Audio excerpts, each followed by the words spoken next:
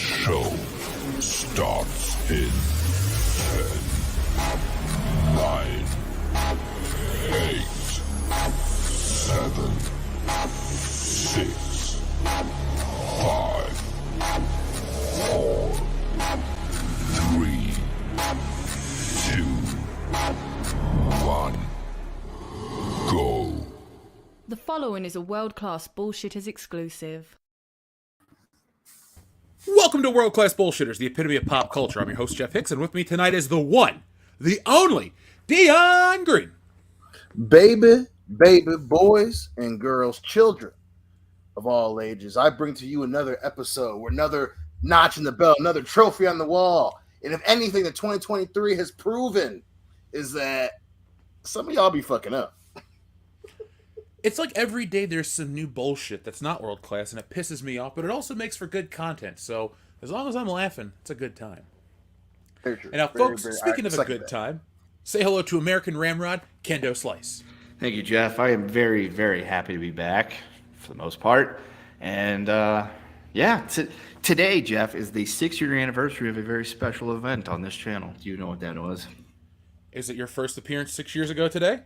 No, that would be next week when I filled in for somebody, and then a couple weeks after. This was the anniversary of the Hanging with Lincoln Park episode. Oh my God, that is our most notorious episode. I completely forgot the date. Which also means that OJ has been free for 6 years as of today because he got paroled on that day. Go Juice. Yeah. Don't go right back to jail, though. He won't. He was framed the first time, rightfully convicted, even though he was set up the second time. Man, everybody's just after OJ, and they should just leave him alone. Orange juice is so delicious, though. I can understand why everyone's after it. Man, if I would have won the Powerball, I would have been contacting his representatives to be like, how much can I give this man to be able to hang out with him for the day and play golf? If I would have won the Powerball, there probably wouldn't have been an episode tonight, because I would have either died from excitement, or I'd have been like, hey, Dion, I'm coming up to party with you, man. And I would take off work. I would be in the car driving towards Michigan as fast as possible. Oh, honest, if I would have, let's say your take home is what, 400 million, right? That would be something the like take home. that. I'd be like, what's it going to take you guys to retire? Like 20 million each? Is that good? Would you quit your job for 20 million? I can live with quit that. my job for less, but yes, I'll take that. I want to be generous to you guys. I mean, we're all brothers after all. So yeah, that's what I'd do. I would retire each and every one of us from the show. And we would turn, well, it already is a full-time thing, but make it even bigger. But yeah, you guys would no longer have your day jobs. I'd be like, all right, Dion, where do we need to go this week? Let's make that happen. I had already had some plans for what I would have done with that money, and it included paying you guys a bunch of money. It included finding some place out in the middle of nowhere where people can't fuck with us, but we're close enough to civilization to go resupply with alcohol and various things. And building Bullshitters compound out there with a landing strip or a helipad so we could get to and from airports real easy. I was planning this thing out, so now I just got to worry about trying to do that with the Mega Millions money tomorrow night. Well, there's always a second chance, so I guess I should get another lottery ticket. Yeah, that one's up there too. Now, folks, tonight is episode 365, which means you can listen to an episode of the podcast every single day of the year and not get tired. No repeats. Except leap years. Except leap years. Is 2023? No, it's not, because it's only on even years. When was the last leap year? 2020? Okay, next year is the leap year. Mm-hmm. Well, we'll have enough episodes to have an episode for every day of the year. So don't worry, folks. WCBS has got you covered. Now, tonight, we're going to be talking about a lot of fun things, because we always do have a good time here on this podcast. Before we give you any kind of world-class content, though, hit that thumbs up button to let YouTube know that you enjoy this content, because it's not for us, it's for you guys, because more people find us and more people come to hang out. Again, we've passed our 190 threshold. We're pretty much at 190K. I looked at the new numbers, or 191K, so we'll be there. And I'm going to keep doubling the efforts to get us to 200 before the end of the summer. Now, this summer, we're going to be celebrating a couple things. First off, it's our return to Horror Hound, which means our return to the convention scene. August 18th through the 20th in Indianapolis, Indiana, the WCBS show will be at Horror Hound. We'll be hanging out with you guys. I'll be there as an artist selling tits and art, talking about woke busters, and selling Stealing Solo as well. And then on top of that, you can come hang out on Saturday for Suit Saturday, where the WCBS guys and I will be looking as dapper as ever. Kendo, remember the last time we did a suit day and you looked like our lawyer? Yeah, and it was a lot of fun because Nick and I were doing an interview with a couple of indie horror people, and we were in this very nice room with lots of equipment. Somebody walked in, didn't say anything to us, like they just apologized to us for barging in. And then a few minutes later, they came back and asked if we were almost done with our set or whatever it was we were doing because they were going to be bringing somebody in, and it was none other than Butch Patrick. Ah, Eddie Munster. Who is still a tiny little wee feller. I didn't realize, well, I guess most people don't grow with age, they just shrink. So at one point in time, he was slightly taller, but not anymore. Yeah, like 5'2". Wait, is he that little? Dude, he was little. Like, he was not a very tall person. Like, he's probably taller than my wife, but she's only 4'11". But it wouldn't have been by much because he was a wee fella. And I ain't even that tall. I'm only 6 foot tall. And I thought this guy was tiny. So I'm going to look that up real quick. How tall? Well, don't you love, though, that if you wear a suit, you can pretty much get into anywhere you want? Yes. Plus, I mean, it was, Butch Patrick is 5'7", it says. I'm going to say that's probably bullshit. And he's only like 5'4". But, yeah, like, especially at Horror Hound, where most people are not wearing suits, they're wearing T-shirts, jeans, and or cosplaying as their favorite murder victim in a movie and things like that. So wearing a suit kind of makes you, because even the Horror Hound personnel themselves, like the people like running the shit, they're just wearing like T-shirts and pants and things like that. They're not even all dressed up. So if you run around wearing a suit, like people for some reason think that, you must be something important, because why the fuck would you wear that to a horror convention? Well, we are. We're the epitome of pop culture, folks, and we're on our way to 200K. So check us out for Suit Saturday. We'll have a live stream from the convention. And for our patrons, the guys and I will be creating a lot of new content because it's the first time we've been together in, 2 years since Loudy's wedding? So Loudy's wedding. Yeah. this week. Happy anniversary, Loudy. I have never been so jealous of you guys. I was in the wedding, and you were off having a good time, and I just could watch from a distance. Yeah, we were taking all those pictures of you and putting the predator dots on them and everything and sending them to you. It was great. Yep.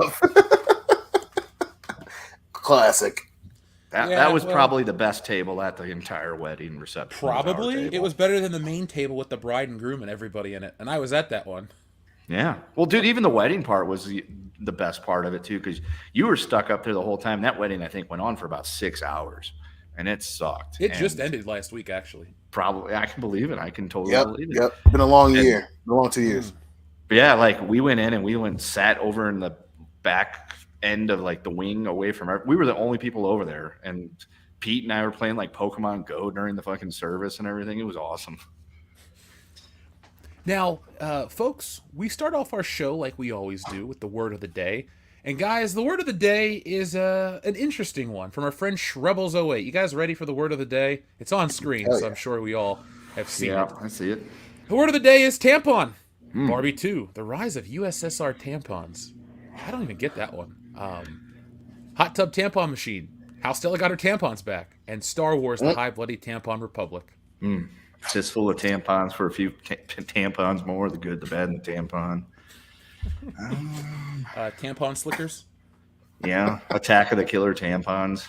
Yep. I want to make that as a comic book. The Tampon Hunter. Yeah. Yep. Robin Hood, Prince of Tampons. The house that dripped blood on tampon. Sisterhood of the Traveling Tampons. Oh. Yep. Black tampon. From what I understand, you're not supposed to reuse those. My only knowledge of tampon use is that episode of Beavis and Butthead. Yep, that's a good one.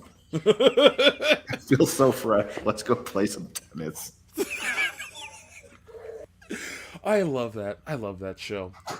So, folks, let's see if anyone has some good tampons in the chat. Wow, I can't believe I just said that. We have Stop or My Tampon Will Shoot. Killer Tampons from Outer Space. Let's see. Crimson Tampon, Tampon Wars, The Hunt for Red Tampon, 12 Angry Tampons. The Tampanator. Right. The Tampanator. That just sounds like a dude from Florida. Let's be honest with ourselves. Yeah, he's a dude from Florida that goes around like firing tampons at women in their time of need. So he's like, does he walk around with one of those t-shirt guns like at a hockey game? He launches it right at him. It's like Happy Gilmore. Hey, Happy, can I get one of those? Coming right up. That's why Hollywood shouldn't worry about bringing back the writers. They should just hire us. We'll do it for the same amount of money, and we'll give you really weird shit. 28 days later, you don't even have to put a tampon, title in that one. It's self-explanatory. Kind of already does. So, guys, anyone drinking tonight? Dion, you got a beer? Anything to relax and take off the edge from this rough week? Yeah, man, I got me some cherry Oberon ale with cherries, as it says on the can. Definitely, sipping my usual Lafroig 10-year. And then, obviously, hitting a couple California shots, too, to loosen up the vibe a little bit, baby. Oh, it's world class, man. I got me some... World class. What do I got tonight? I got a Pinot Noir. I just like some wine to take off the edge. So, folks, this is a nice, relaxed show as always. But we can always turn it into a drinking stream. Those are always the most fun when you don't plan it. It's not like I got to be up early in the morning or anything like that. But for you guys, we can make it happen. So, guys, let's make sure everyone hits that thumbs up button and we can start tonight's show. After one more thing, guys, check out our new content. We've had a handful of videos come out this week. Check them out. We covered all sorts of things about woke films. The virtues of not being woke. It's not really a Top Gun or a Mission Impossible video. It's kind of talking about cultural agenda films and why they suck. So check that video out. We also have one on Disney and how they're basically having to sell the farm. And check out this news on Star Wars. Dion, how do you feel about a Star Wars show without any war in it? Star Wars showing what now? Without any war. So Star Peace? Mean, yeah, it's losing your way is the first phrase that comes to mind. Like I said in the video proper yesterday, it's like, what's Jaws without the shark? It's a beach movie. What's Back to the Future without the car?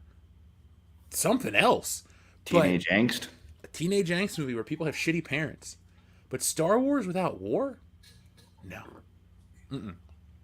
But I guess that's exciting for some people, like all 7 people that are going to watch The Acolyte. I'll say this. I'm very happy that The Acolyte is out and is going to be a thing because now black people can actually enjoy sci-fi stuff because I was told that apparently they never liked it before then.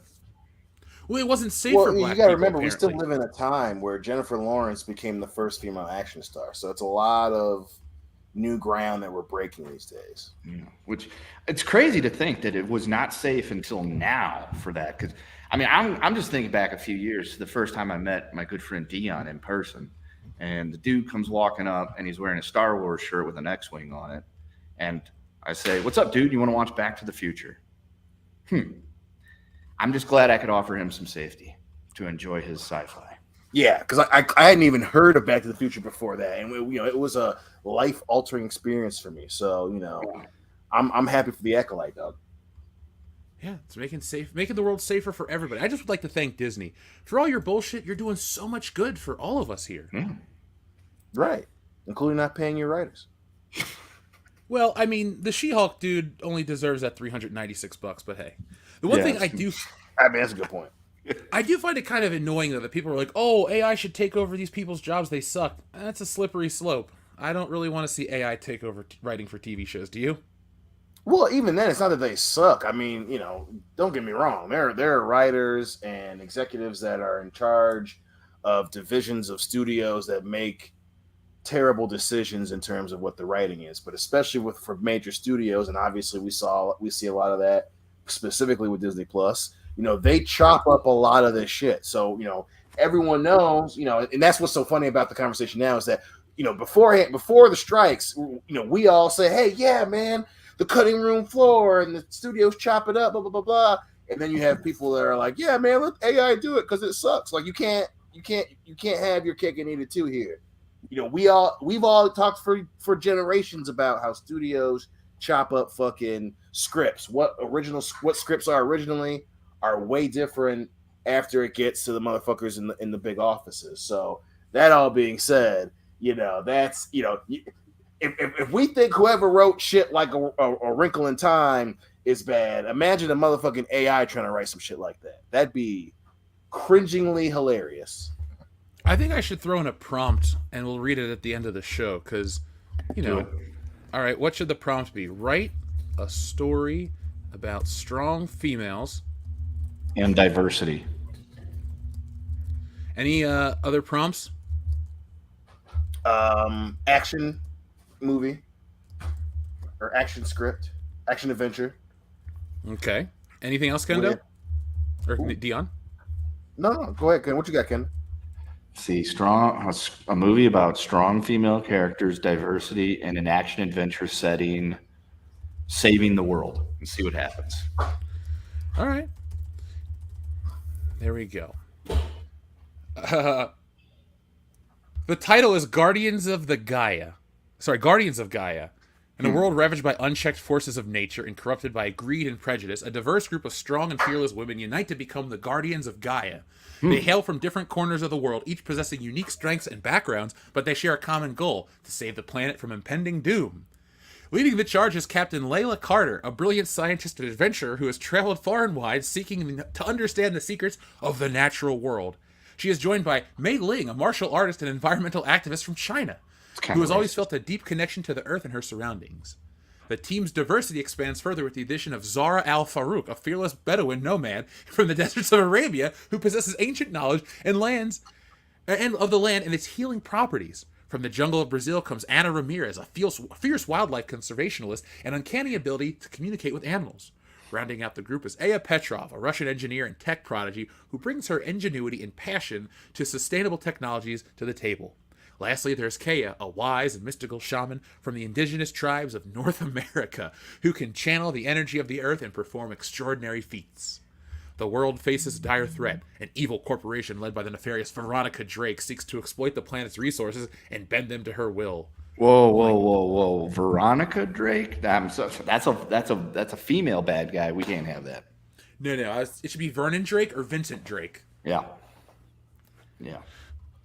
This just happens quickly. Obviously, the Guardians of Gaia win, and they save the world from destruction and prove that strong females and diversity can be the greatest force for positive change. Together, they vow to continue to protect Kennedy, is Earth. that you?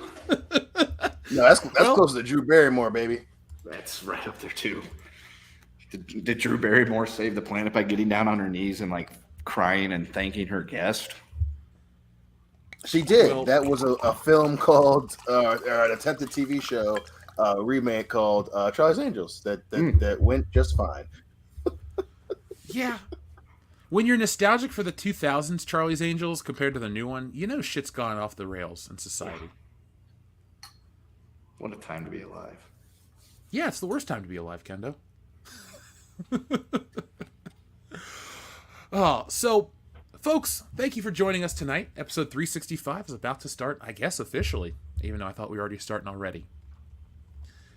Now, Kendo, I'm glad you're here for this part because our old pal Kevin Smith is in the news. And last year, good. I know, right? I know. Everyone was talking about his He-Man reboot and how it sucked, it ruined the franchise, it killed the franchise. And well, today, as of last night even, they announced that the He-Man movie has been canceled. And a lot of people are pointing the finger at Kevin Smith because they think he ruined He-Man's franchise. So the excuse Kevin Smith gives on Twitter is that the film was too expensive and there's no way they were going to do anything. But a lot of people say that because of his show, it killed interest in He-Man. Do you think that's the case, or do you think He-Man has just passed its prime? I think it's the former as opposed to the latter. I mean, the He-Man show came out and everyone hated it. It was so bad. I didn't watch it because He-Man, I was a little late to the He-Man party as a kid. I had some He-Man stuff, but in terms of like the Masters of the Universe cartoon or anything, I never really watched it. But I know people that were and did, and they were just like, this is not at all true to what He-Man is supposed to be about, and this is really just a She-Ra show and blah, blah, blah, blah, blah. So I would say that, yeah, he killed interest. And if he's like, oh, it's cost too much money to make. Well, there's been a lot of shitty movies that cost a lot of money to make, and they've made those movies. I think what he was trying to say was it's going to cost a lot of money, and there's no way we're going to be able to recoup it because of the damage that's been done. Yeah, I don't think these franchises are really made of rubber like these people think they do. Oh, people love the nostalgia. People love this. No, people remember the last thing they were given. Case in point, Indiana Jones 5. That movie is an unmitigated failure. Have you guys heard, word on the street is that if it does exactly what it's doing now, it'll be the biggest live-action flop in Disney history? That's awesome. Yeah, I did not hear that, but that's fucking wild. that breaks my heart that Indiana Jones, like, if you thought Kingdom of the Crystal Skull was a shitty way to go out, this is even worse. It's like, at least that movie made some money and it just went away. This one, it just kind of failed to launch. And I know, Dion, you were a lot kinder than I was on it, but I mean, at the end of the day, people just weren't showing up for Indy. And I firmly believe it comes from the fourth one shitting the bed. How do you feel about that? Well, I think the other thing too is, especially the point that I've been harping on, is the era of studios banking on the audience being dumb. It's pretty much over, and don't get me wrong, like you said, I was a lot kinder to it as well, but you cannot expect the audience to have garnered all this goodwill after you fuck up so monumentously. And I on that, I wholeheartedly agree with you.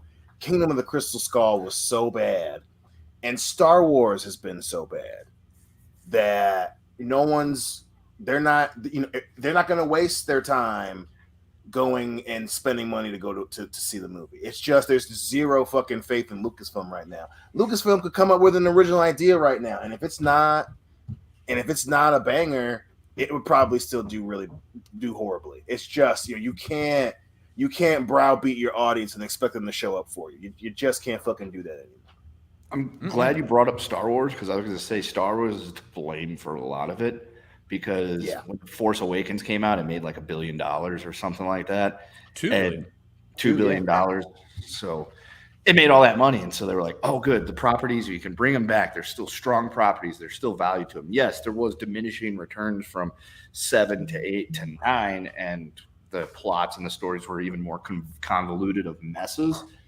But they still made they still brought in a bunch of money. So studios, even if they were hesitant because they saw the fan backlash to those movies, which again snowballed in a correlation with the further disastrous plots of said movies and the bastardizing of the franchise. I think it's just now. It took a while, but I think we're starting to finally catch up to that, because Star Wars, it took them 5 years or whatever it was to completely run their course with their 3 new movies that were just not good at all, and the money went down on them. So that was like, what was Rise of Skywalker was 3.5 years ago at this point. So I think now they're starting to get that, like Dion said, that they're starting to learn that they can't just bank on these franchises and people just stupidly coming and paying their money for it and just throwing everything at it. Add to that everything else that they've put out of Star Wars has also been fucking trash, with the exception of like the first season of The Mandalorian. So yeah, I think that I would like to think that society is finally starting to wake up and saying that just because they slap the sticker on there of something I really like doesn't necessarily mean I have to consume it, because it's probably not going to be good quality. Nope. We were there telling you guys this many years ago. I'm glad society has finally caught up. Now, it's just fascinating, though, to look at all of this stuff, because people remember these things. People don't forget these things. And these companies have paid through the nose to get these rights to acquire stuff. And as we talked about in our Disney video proper today, Bob Iger is the man that was responsible for buying up all the IPs. And now the IPs are just kind of useless. There's, of course, money's going to be made in some regards, but it's not enough. I mean, do you think they expected these things to cost $300 million plus for a movie, and then it make nothing back? I mean, it was just some bad foresight on their part. Yeah, totally. The movies are there to make money for the studios. That's their sole purpose for making movies. It's not because, especially these days, it's not because there's art involved in it, or they've got a story to tell, or they want to entertain people. It's they want to make money. And if the stuff's not making money, they're not going to keep doing it. Unlike another movie that has came out recently and has been out for like a week and has made a shitload of money, Mission Impossible. Have you had a chance to see it yet? Not yet. We're going to try to go on Tuesday, because it's $5 Tuesday at the Red Rock Theater in Gallops. Red Rocket Theater? Yeah, Red Rocket Theater. Now, Dion, I heard you say in the background you saw, correct? Yep. We went and saw it yesterday. And? I liked it a lot. I liked it a lot, and I would definitely suggest people go see it. My only thing is, it's not Top Gun, and what was the last Mission Impossible? Not Rogue Nation, Fallout. Fallout. Yeah. Fallout's better. Like this one, it's don't get me wrong, it's not bad. It's not bad, but you can tell it was clearly meant to set up part two, and it is. Don't get me fucking Tom Cruise is if you are worried if he's still on the same tram that he was when he did Fallout and Top Gun, don't worry. The dude is still focused on making movies. He and the director have another opening where it's, hey, thank you so much for coming to see it in theaters. We made this for you. Even the tone of the movie is it's still very adventure. It's still very fun. But we are lightly reminded of the fact that it's, hey, this is an old person in a movie studio's understanding of the AI threat. It's topical. It's not even done badly. It's not done bad at all. But it is very. This one is a lot slower. So I'm hoping part two is closer to Fallout. I'm hoping that it's a lot. It's a Tom Cruise outing that's closer to Top Gun, and it's still good. But it definitely is. It's a little slower. This one is a little slower, and oh my god, do they love saying the phrase "the entity"? I think it really shows you how much it misses Henry Cavill in this movie, because the bad guy is fine, but Henry Cavill was a much more threatening bad guy. And I know this guy ties into Ethan Hunt's past and has, they have history, but Henry Cavill, there's just that fight and all the stuff that they had going on, the helicopter chase. I loved the new one. I quite enjoyed it, and I really enjoyed the action. And I'm with you. It wasn't as good as Top Gun Maverick. That movie just kind of came out of nowhere and blew me away. But I was very high on this film to the point where I've considered going back to see it again. I've considered going back to watch more Mission Impossible because it's just nice to go in and watch a movie and not leave depressed. Like, that's what I felt with Indiana Jones. It's just kind of like, okay, well, he's old. He could have been left here and enjoyed his life. Nope. It's not overly thoughtful and introspective. That's the thing I hate about modern blockbusters, where they try to be so deep and so impactful. Sometimes I just want to have a good story be told and leave. I don't need it to be, an Oscar-worthy film. Right. And yeah, it's, it definitely is a nice another reminder from Tom Cruise that it is great to have a fun movie. And to your point, Fallout, Henry Cavill, those characters, they still have that sensation, but the enemy in this movie is clearly just there to lose to Ethan Hunt, whereas Henry Cavill, you could tell that there was enough of a backdrop for the character that interested you, but it's not run of the mill, and you do have your characters in this new one that their characters meant to fill a specific thing, which is fine. But it is kind of like, damn, like, okay, he is leaning on certain tropes in this one more than he has in his recent outings on camera. Which again, it doesn't take you out of the movie. I'm definitely gonna go. I'm gonna take Diane to go see it. I still fucking love the movie, but he was strumming some of the same chord.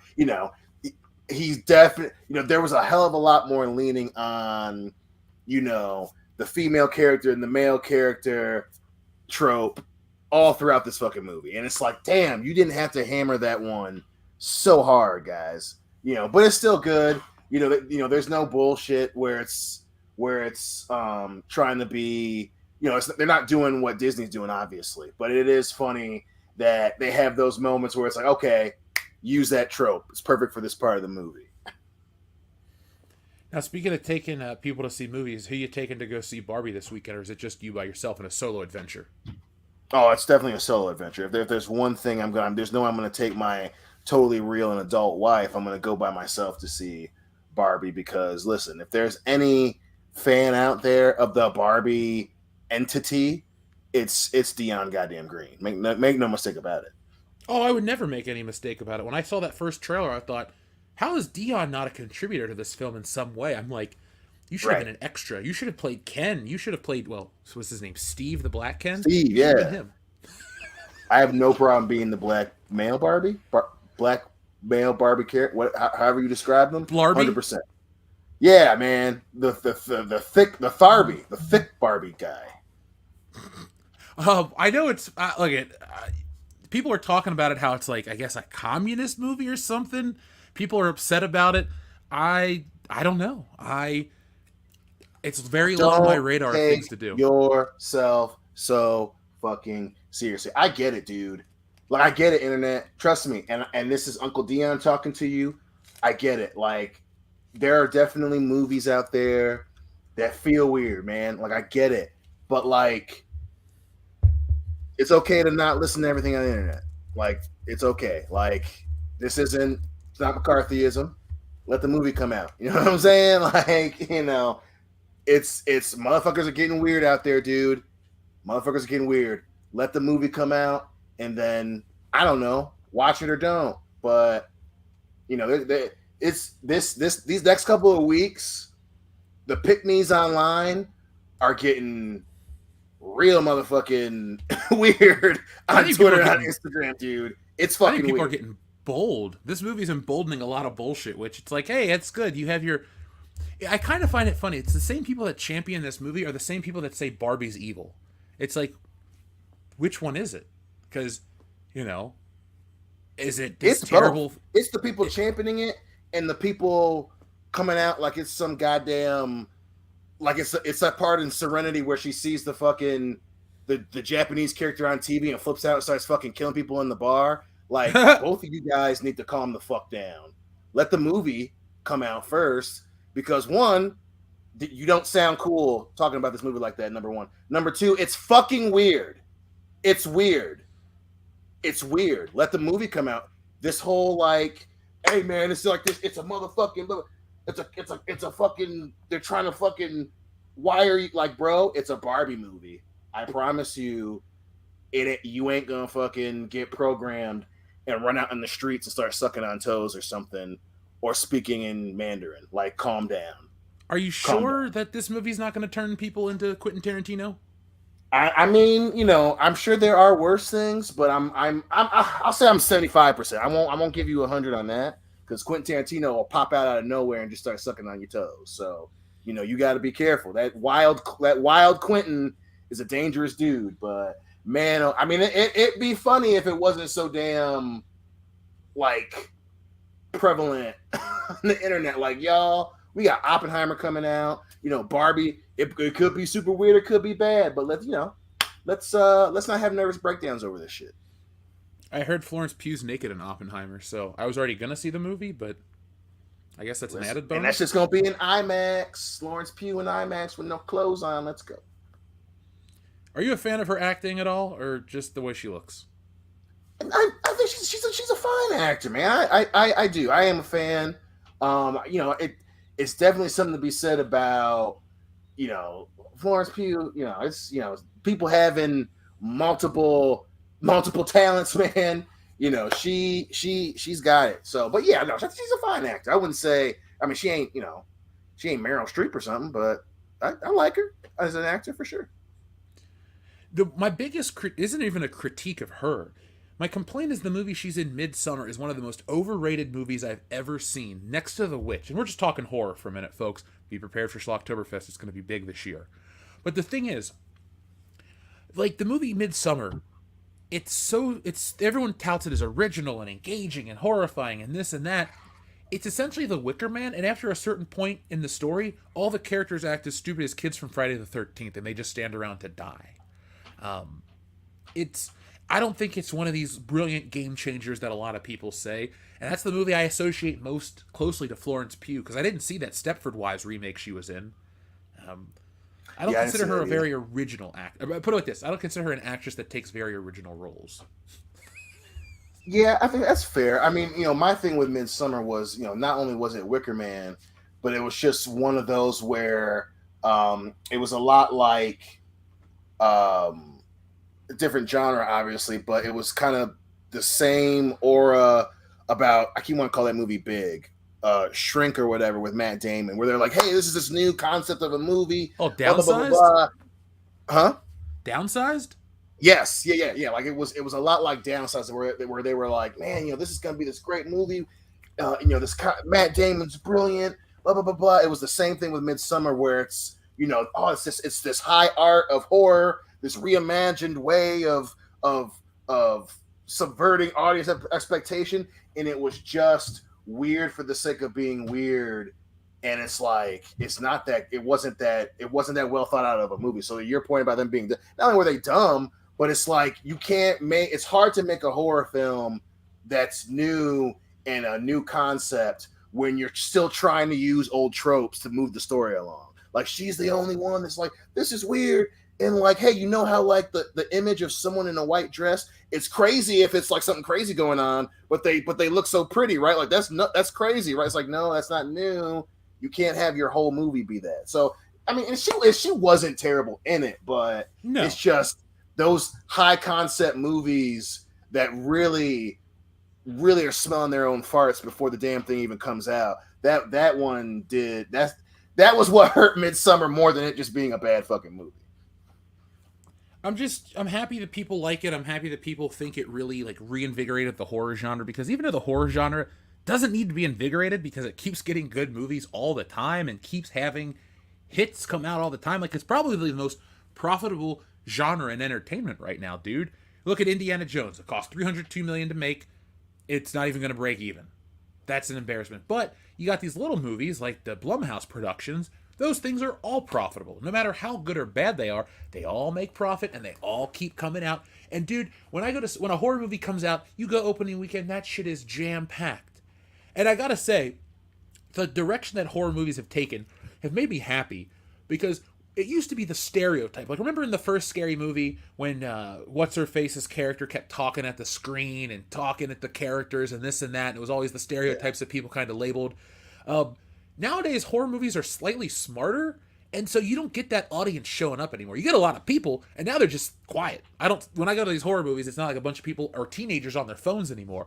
It's just people that actually want to see these movies. Because the worst was the Paranormal Activity era, dude.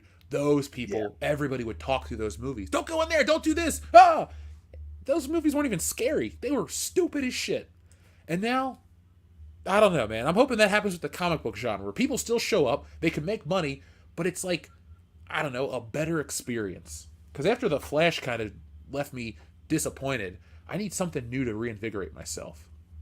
Well, the horror genre did a perfect job of capitalizing on its cultural place, so it wasn't going to a horror movie isn't meta, where, Marvel and Star Wars specifically, pretty much anything Disney in general, and even obviously DC's doing it, and then, fucking Universal is it's they're trying to weaponize the experience of going to the movie. Like, you go to the movie because you believe that, or yeah, man, like all these hardcore fans are here. We love the hardcore fans. We encourage it. Like, we'll send, we're showing clips of people sitting in the movie, watching the movie and reacting, and they're throwing tweets in commercials and in the trailers or in TV spots, right? Like, it's a very meta, tangible thing that they're trying to capitalize on,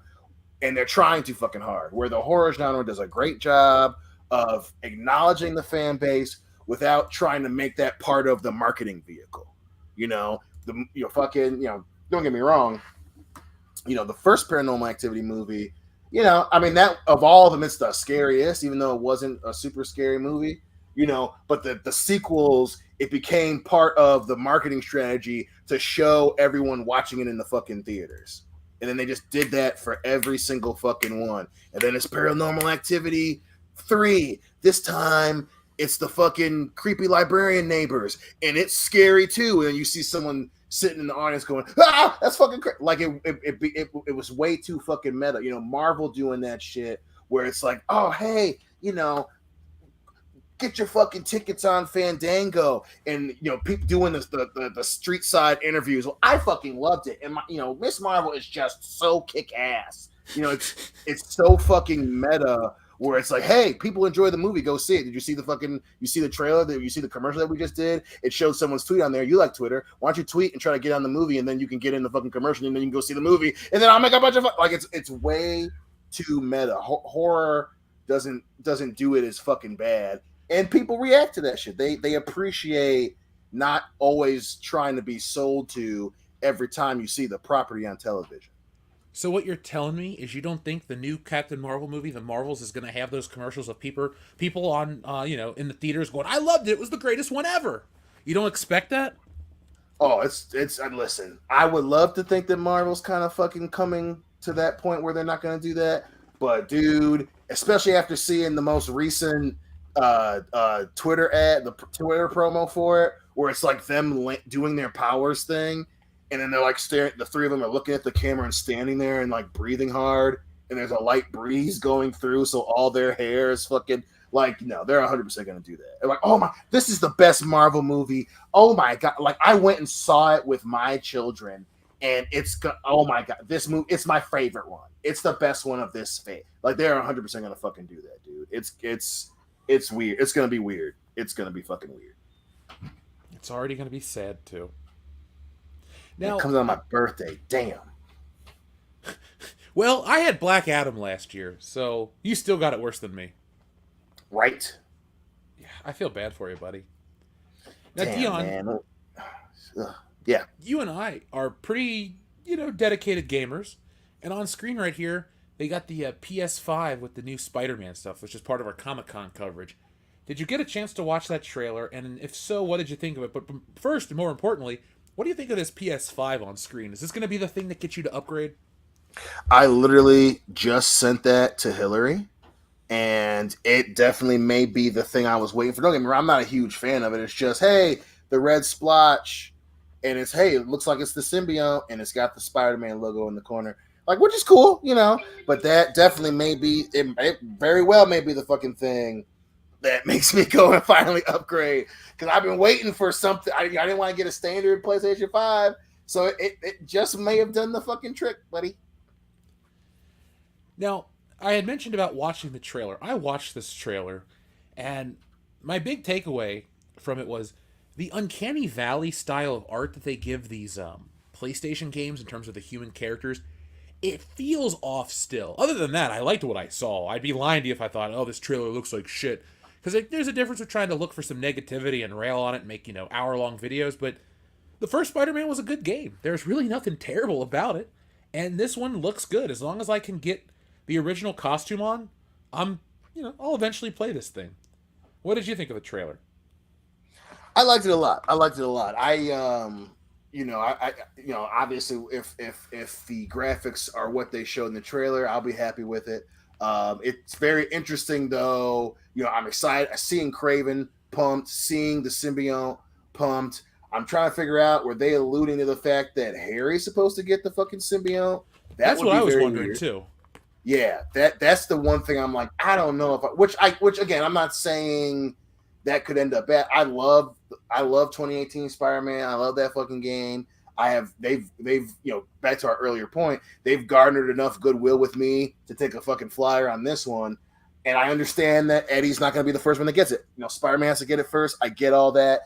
I'm not a big fan, if that's the case, that it's going to be Harry getting the symbiote and becoming Venom. Not a fan of that. But we'll see. Also, again, they're still on the Miles Morales thing, which ain't the worst thing in the world. It seems that they're pointing him in the direction of he's going to be the one to like help Peter get through his initial bonding with the symbiote. I'm willing to risk it. It's doing it together. I doubt that it's going to be some element of co-op in there, but it would be interesting to see what they're going to do. I'm assuming it's going to be you switch between Peter and Miles Morales, which I wouldn't be a huge fan of. But hey, I'm still in the positive here. I'm still in the green, so to speak, on Spider-Man 2. Is that going to be your new phrase here on the show? You're in the green, meaning when you're In the positive green, on I like something? that. All Yep, right, I like that'll be that. your first official T-shirt, Dion. Let me write that one down, actually, because we can do Coach Kendo, we can do this, but in the green. There In we the go. green, baby. But yeah, man, I don't know if Harry's the one getting the symbiote. I don't. That's the one thing about reimagining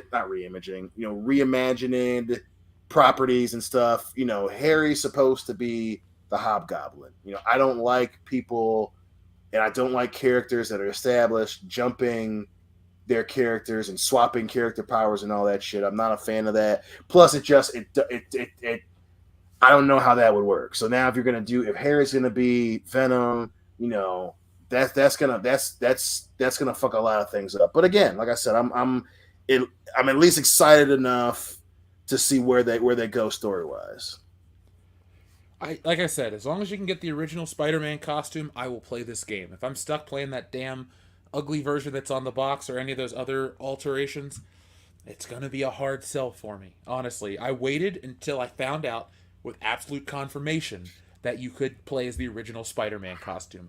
And I put my money where my mouth is too, folks, to the point where when they released the hot toy of the original costume from this game, I bought it. I didn't just go, oh, I'll play the game now with that. I was like, nah, man, I got the suit, I got the toy, I got everything. So, I love Spider-Man. That's my favorite. Folks, I'm going to start doing some videos on the channel where I'm going to be reviewing classic runs of Spider-Man. I'm an expert. I can say that with authority. I know my Spider-Man very, very well.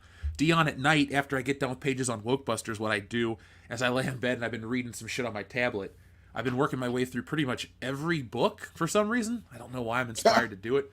But I'm at like issue 352 right now, and it's Mark Bagley's earlier books. He's one of my favorite artists. And right now, Spider-Man had teamed up with Darkhawk and the Punisher to take down this like really dumb like android that could do kung fu. It wasn't the greatest, but I'm still reading everything. Okay, I can dig it. I'm still using the site you hooked up with me to read shit too. So I'm gonna have to. That's why I told myself too. After the hilarious Craven trailer, I was gonna go back and read Craven's Last Hunt and find as much Craven stuff as I could to read. Is because you and I have talked ad nauseum on the show and in private about how much we love Craven. So that's where I'm at right now is trying to get back to. Damn, that dude is bleeding all over the place. Get back to reading a lot of Spider-Man because I went on this whole kick at work telling someone about Craven. I was explaining it to Devin. Man, I'm with you, dude. I'm gonna go back and try to read a bunch of Spider-Man shit, especially before the Spider-Man 2 coming out here in October. I'm happy that we're getting a lot of Craven stuff because Craven, he might be my absolute favorite Spider-Man villain. I know people say, "How can you say that Craven the Hunter's not that good?" If you read the books, he is. Yeah, Craven's definitely way better. Like that's definitely one of those. Like if I were to ever gauge a comic book fan, I'd be like, yeah, man, what'd you think about Craven? That would definitely be my touch point too for that whole thing. Because man, Craven is such a great character. Don't get me wrong. I love Green Goblin. I love, Venom, especially, early Venom. I'm a big Carnage guy, but damn, Craven is there's just something about that character where you're like, that's cool as shit, man. Even though we got fucking that goofy ass movie and another Russell Crowe with an accent thing going on, I fucking love me some Craven. Yeah, Russell Crowe has been everybody's super dad. It's like he's Superman's dad. He's Craven's dad. He was Zeus. He was fucking Zeus. He was Hercules' dad. Like, there's a ton of Russell Crowe in superhero movies.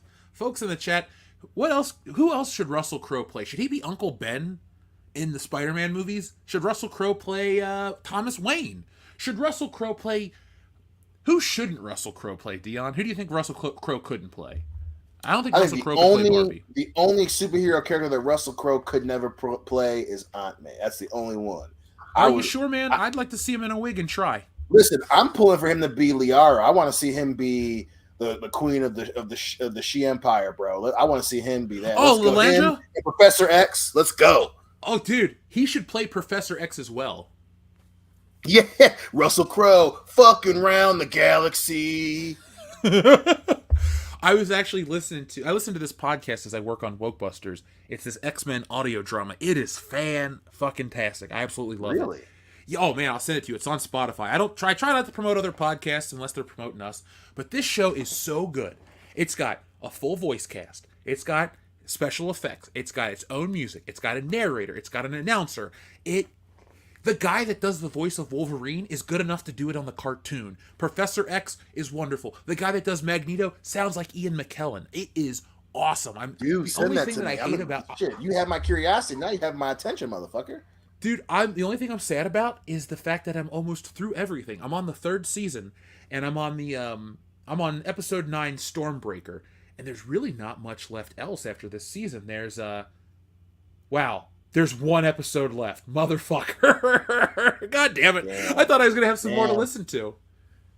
But seriously, this show it basically dramatizes the original X-Men comic books from the 60s, and it ties it together in a more modern twist where they'll have cell phones or they'll use more modern technology. And then season 2 jumps into the Dark Phoenix saga, and then they go to space, and then they are fighting the Brood and Mystique and the Morlocks. And this cast is damn good.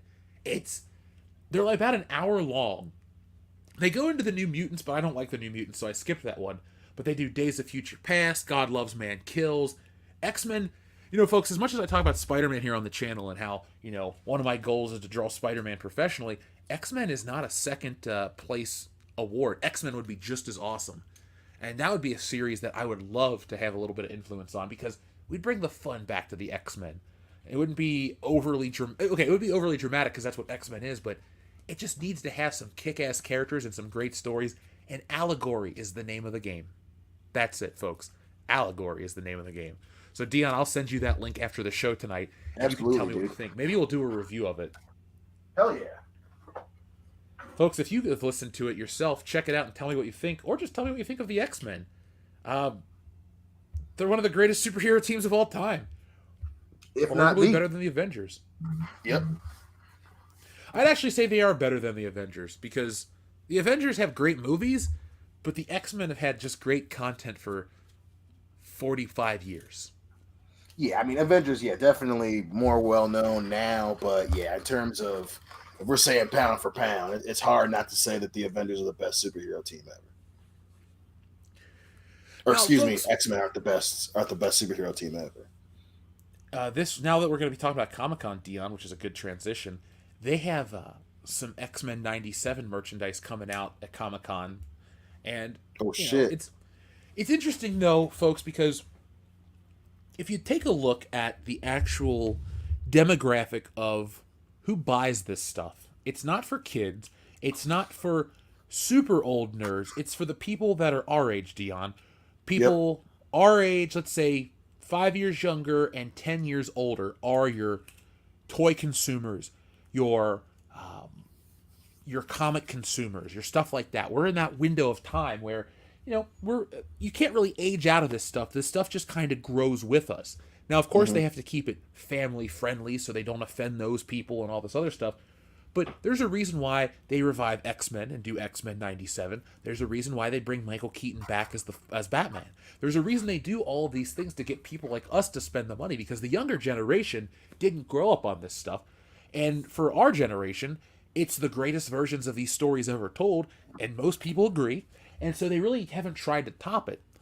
I hope one day they do try to go back and top these things, because we'll all win. It'd be like if the people that made Spider-Man cartoons said, we're going to stop at Spectacular, or we're going to stop with the old 94 cartoon, it'll never be better.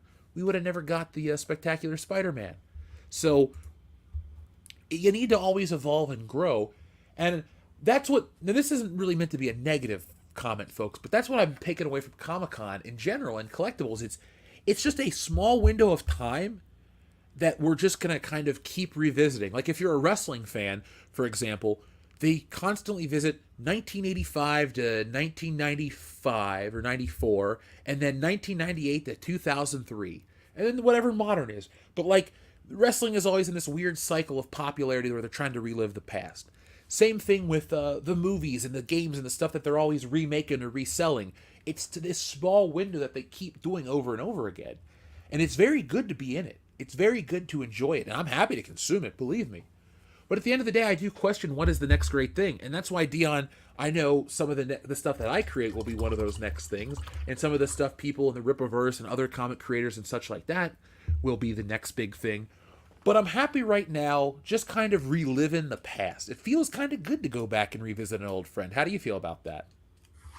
I mean, it depends on the friend for sure, but yeah, man, no, that's the fine line between nostalgia and a selling point, right? Is when we go back to something that was super popular and that was successful, and they still have the same feeling, they still have the same respect for it, it still has the same impact.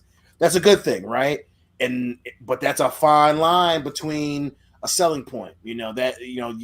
When you cross over and you get to the bad side of it, that's when you get to shit like Star Wars and what we've gotten with the last few Indiana Jones movies, and what you get with Kevin Smith and He-Man and She-Ra, right? When it becomes a selling point, when it becomes a less inconspicuous way to get my money, that's when the wheels start coming off the motherfucking bus. But yeah, man, I to re-release 97 X-Men stuff is great, especially when you can tell when they want you to buy it as opposed to want it to sell it to you. That's a different sensation, it's a different feeling, it's a different vibe. And Comic-Con, the vibe to that is you're not just trying to move merchandise, you're actually trying to have a product that people want and enjoy and are hungry for and want to spend their money for it, as opposed to, hey, here's this thing that you remember, buy it. So yeah, man, when it's on, when it's good, when you have a reimagining, the vibe that I'm getting from the new Ninja Turtles, we're probably gonna go see it. It's one of those things where you're revisiting an old friend and they're still likable. And that's so fucking hard to come by these days, especially after, again, Kevin Smith is never going to accept responsibility. Accepting responsibility has never been his thing, but it wasn't seeing an old friend. It was seeing something being sold to us. And that's why it didn't do well. Now with the Ninja Turtles comment you made, I really don't have any interest in this movie, but the thing I take away from Ninja Turtles is it's constantly reinvented for every generation.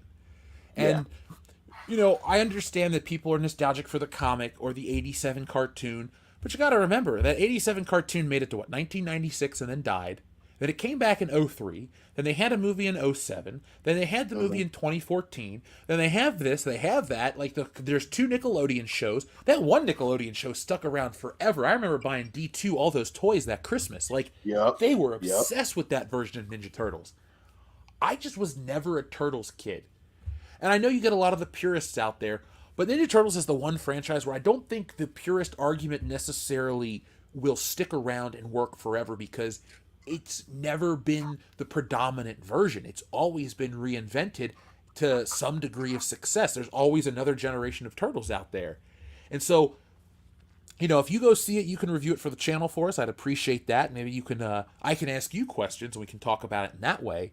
Yeah. But I don't really know I don't know how it's kind of like how Spider-Man does it. There's always a new version of that character for new generations. And I guess that's admirable. I guess it's an admirable trait to have, because at the end of the day, you don't want these things to just kind of harp on the one version forever. I mean, He-Man has 2 versions? They had the 80, is it 4? When did the cartoon start for He-Man? I got to look that up. 82, I think, right? Is it that old? I know the toy line was out early. It might be that. Obviously, you and I obviously are after that generation. But yeah, that's an interesting point. That is an interesting thing to look up. But yeah, to that point, He-Man, it's the same thing. Which is understandable. You're always going to have a property that's got a new version. I forgot about the 2000s He-Man 2. Holy shit, guys. Yeah, I it's like forgot about '02 or '03. that.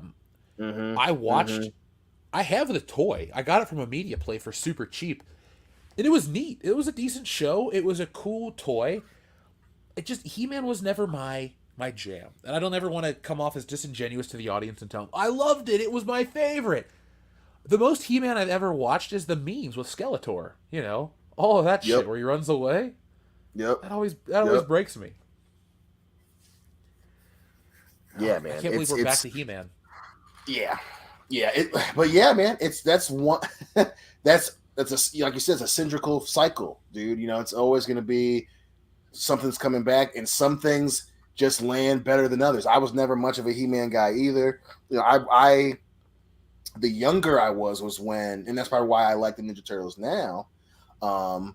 You know, that was kind of our generation, and typically they do a good job of maintaining you know, that original spirit of Ninja Turtles outside of 2014. You know, 2014 is probably a better example of it stopped being, you know, us going back to see an old friend, and it was, you know, motherfuckers trying to sell us stuff, you know, and which is very Michael Bay. But yeah, man, you know, it definitely depends on the fucking franchise. That's for sure. That's for sure. You don't love Michael Bay's sales tactics, Dion? Listen, man, like I love Explosion as the next guy, but you know, it's you know, and listen, and I get that making a motherfucking movie is hard work, but you just because you know a note that works doesn't mean you have to play it all the time, Michael. You don't have to play it not everything has to look exactly like the last Michael Bay movie. No. I'm Michael Bay'd out personally. You know what director has kind of burned me out, even though they haven't made much content lately, is Roland Emmerich. I tried to watch The Day After Tomorrow, and I'm like, great, this is just Independence Day, but instead of aliens, we fight the weather. And then there's 2012, where we just fight an earthquake. I don't know what it is, but like, we were all drinking the Kool-Aid back in the day, but those movies, besides Independence Day, because I will never shit on Independence Day, but those other ones, like Day After Tomorrow and 2012, those are just way, I don't know, those kind of suck. How do you feel about this? They're very generic, you know. Yeah, you know, don't get me wrong. I am always going to be a proponent of, listen, people, it's okay to have the one movie that was really good and popular and we all loved it, and you can fuck up after that. I mean, that's not the worst place to be. But damn, Roman Emmerich, like, he gave us Independence Day, and that's awesome. But that dude, he really is a broken clock. He's like, I'm just going to do that, but with different pieces plugged in. Instead of aliens coming down and fucking everything up, it's going to be the moon. Instead of it being the moon, it's going to be the Mayan calendar. Instead of it being the Mayan calendar, it's going to be man-made storms. Like, it's like, dude, he loves that grandiose, and he loves always that one camera shot of like the entire earth and something fucking it up. Bro, it's okay to not do that in every movie. Damn. I don't miss his brand of entertainment. I'm sorry for that random tangent, but you know, we watch movies all throughout the week. I watch movies every single day. And that was my most recent one, and I thought, wow, what a waste of time, Jeff. What a waste of time. Well, listen, we watched that's our family tradition, is we watch motherfucking Independence Day during the 4th of July holiday. And every time we watch it, I'm just like, damn, Roman, what happened to you? Don't get me wrong, I'm still gonna watch Moonfall because that movie looks fucking hilarious, and I heard it was absolutely terrible, so I'm definitely gonna watch it. But Roman, man, what happened, bro? You will not go quietly into the night? I will not give up without a fight. We will live on. We will survive. Today is our Independence Day. Yeah! Dude, if we have another tragedy, and I don't want that to happen, believe me, don't mistake that. But if you ever need like to inspire a group of people, just play the Independence Day speech, and everyone will just stand up and do what needs to happen. Damn that was right. such an awesome speech. Yeah, dude. Oh man, that was. I could be in the shittiest mood, and you know, but if a son of a bitch plays the speech from Independence Day, I'm running through somebody's fucking brick wall, whether they like it or not. Man, I want to watch you. Look, I've tried to watch you do about 100 kip-ups to no avail. I want to watch you try to run through a brick wall. Listen, you play Independence Day. I'm gonna give it the old Stockbridge try, baby. All right, Black Juggernaut, you got this, son. I believe in you. That's right. The I'm Black Leon Juggernaut, Dion bitch. Green. Oh, remember when we gave Kevin Smith that heart attack, Dion? You know what? And I for our almost mean felt bad comments. about it. Man, that was pretty funny when they were like, "Yeah, you guys are part of the reason why he had a heart attack." I'm mean- like, or he just needs to learn how to take a joke. Or better care of himself. Yeah, Yeah. I mean, seriously, you can't be cutting jokes about how you're fat the whole time and then be like, "Oh man, the fans gave me a heart attack." No, all those double cheeseburgers gave you a heart attack, bro. Yeah. You can't smoke your way out of heart disease. Mm-hmm.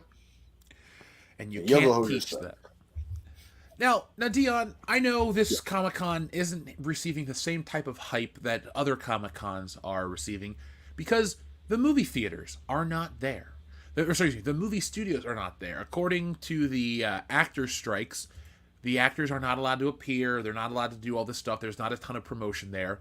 And I think it's kind of good for once because this feels like Comic-Con is supposed to feel. It's about the comics. It's about the toys. It's about the collectibles. It's about us, the people who are there for the actual content. Now, I understand that you need to keep the genre alive or to keep these things alive. You got to grow. You got to expand. But Twilight does not need to be at Comic-Con. You don't need to have, the Barbie movie would be at Comic-Con if it could. All of these things really don't belong at Comic-Con. It's not pop culture con. It's Comic-Con because comic books, are the great American art form. You got jazz, you got baseball, but you got other parts of the, things that really make those what they are too. But comic books are this great American art form that I don't think enough people really understand the necessity that they stick around because they influence so much. They tell stories that are not just about men in tights and capes. They tell stories about humanity, society. The X-Men touches on topics that you really can't touch on without drawing ire of the audience. I mean, when you tell a great layered story, you can talk about any topic. But if you try to do it like a blunt object, you're going to piss off a lot of people.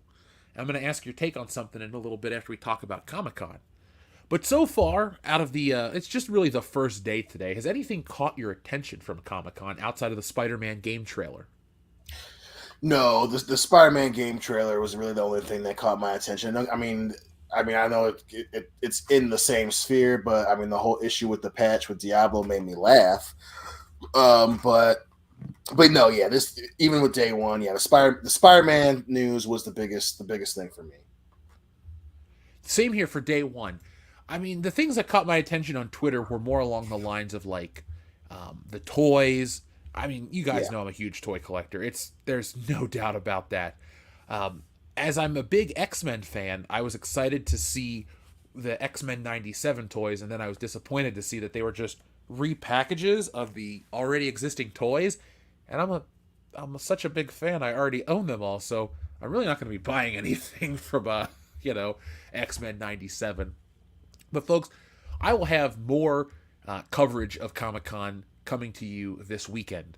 We're going to be doing more content on the weekends, folks, because WCBS brings you stuff, every weekday pretty much. But we want to expand it because people like content all the time. And as we're on our way to 200, then 1 million, then 10 million, then retirement, we want to make sure that we're part of your everyday news cycle. So as I keep saying, folks, I've been working with some new people on some studio space, on some other things, on some growth opportunities. We have our sword sponsorship we're working on. All of those things are happening. And so just make sure that you check us out every time we go live and every time we have a new notification. Click on the video because we're here to bring you world-class content.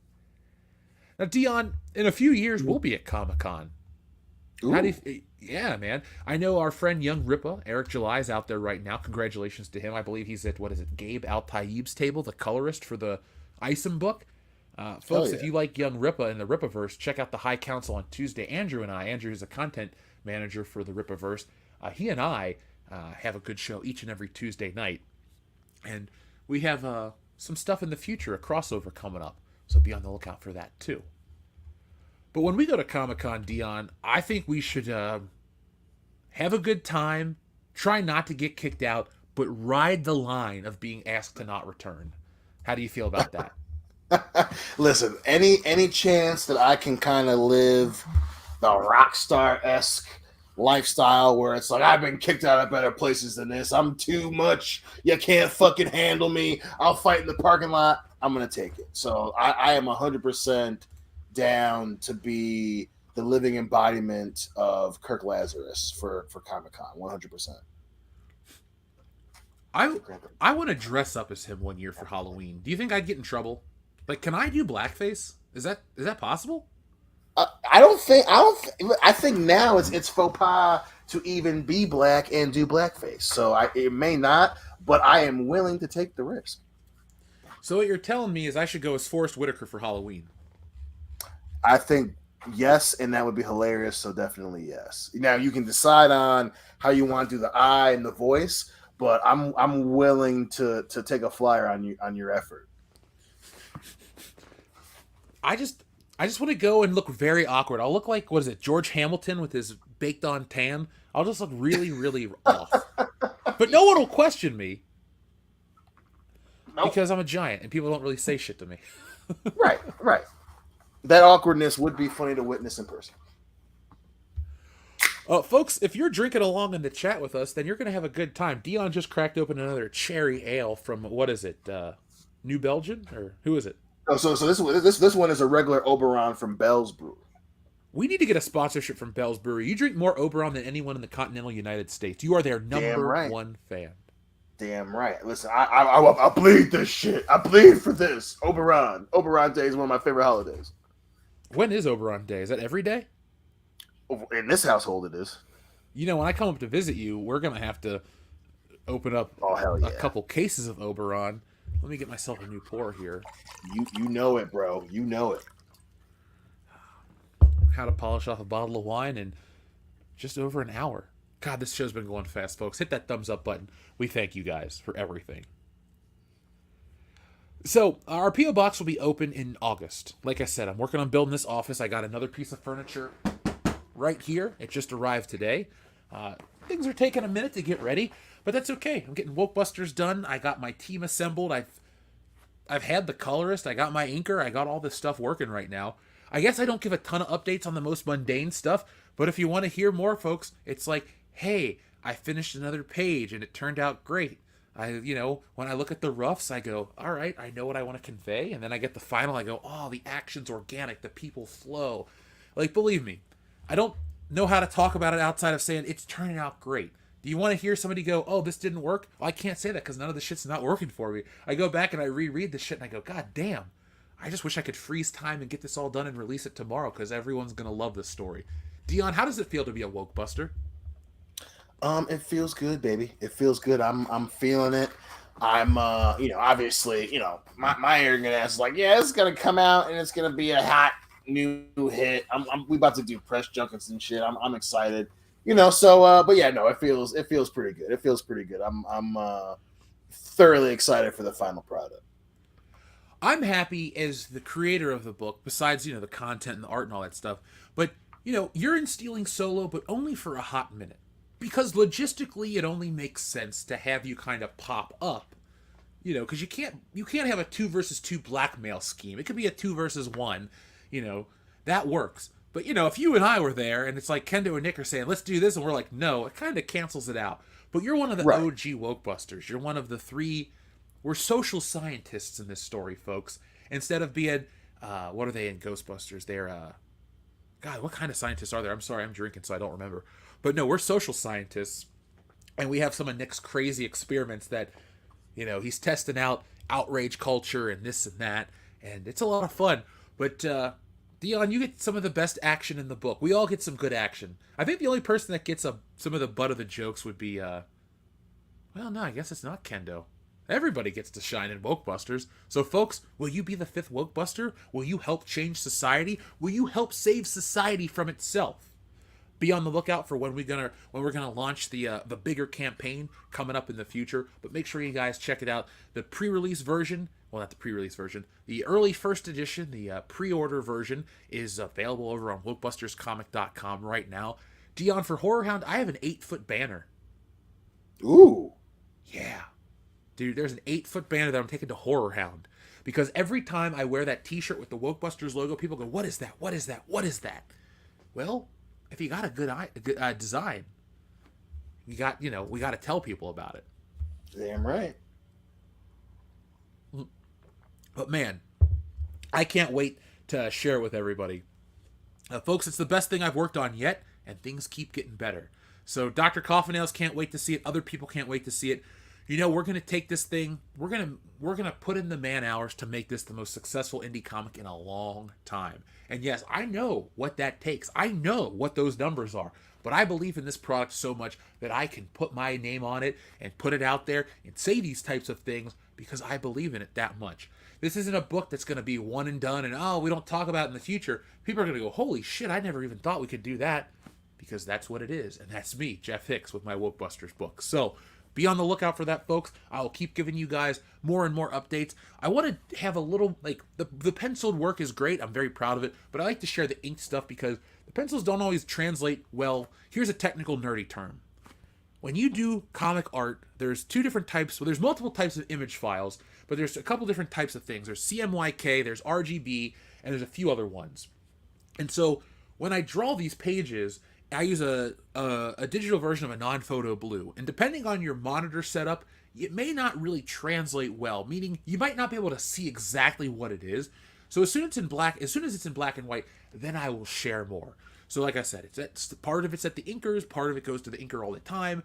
And I don't want it to sound like there's another specific reason. It's just technical stuff that is kind of boring. If you understand what RGB, CMYK, JPEG, all these other file formats mean, well, then you'll understand why, the pencil format that I work with doesn't always translate well to your basic images on Twitter. But we got more striking images coming out, and I made one slight change to something to add a double-page spread, because I had a good concept, I thought it looked nice, but I've never done a double-page spread before.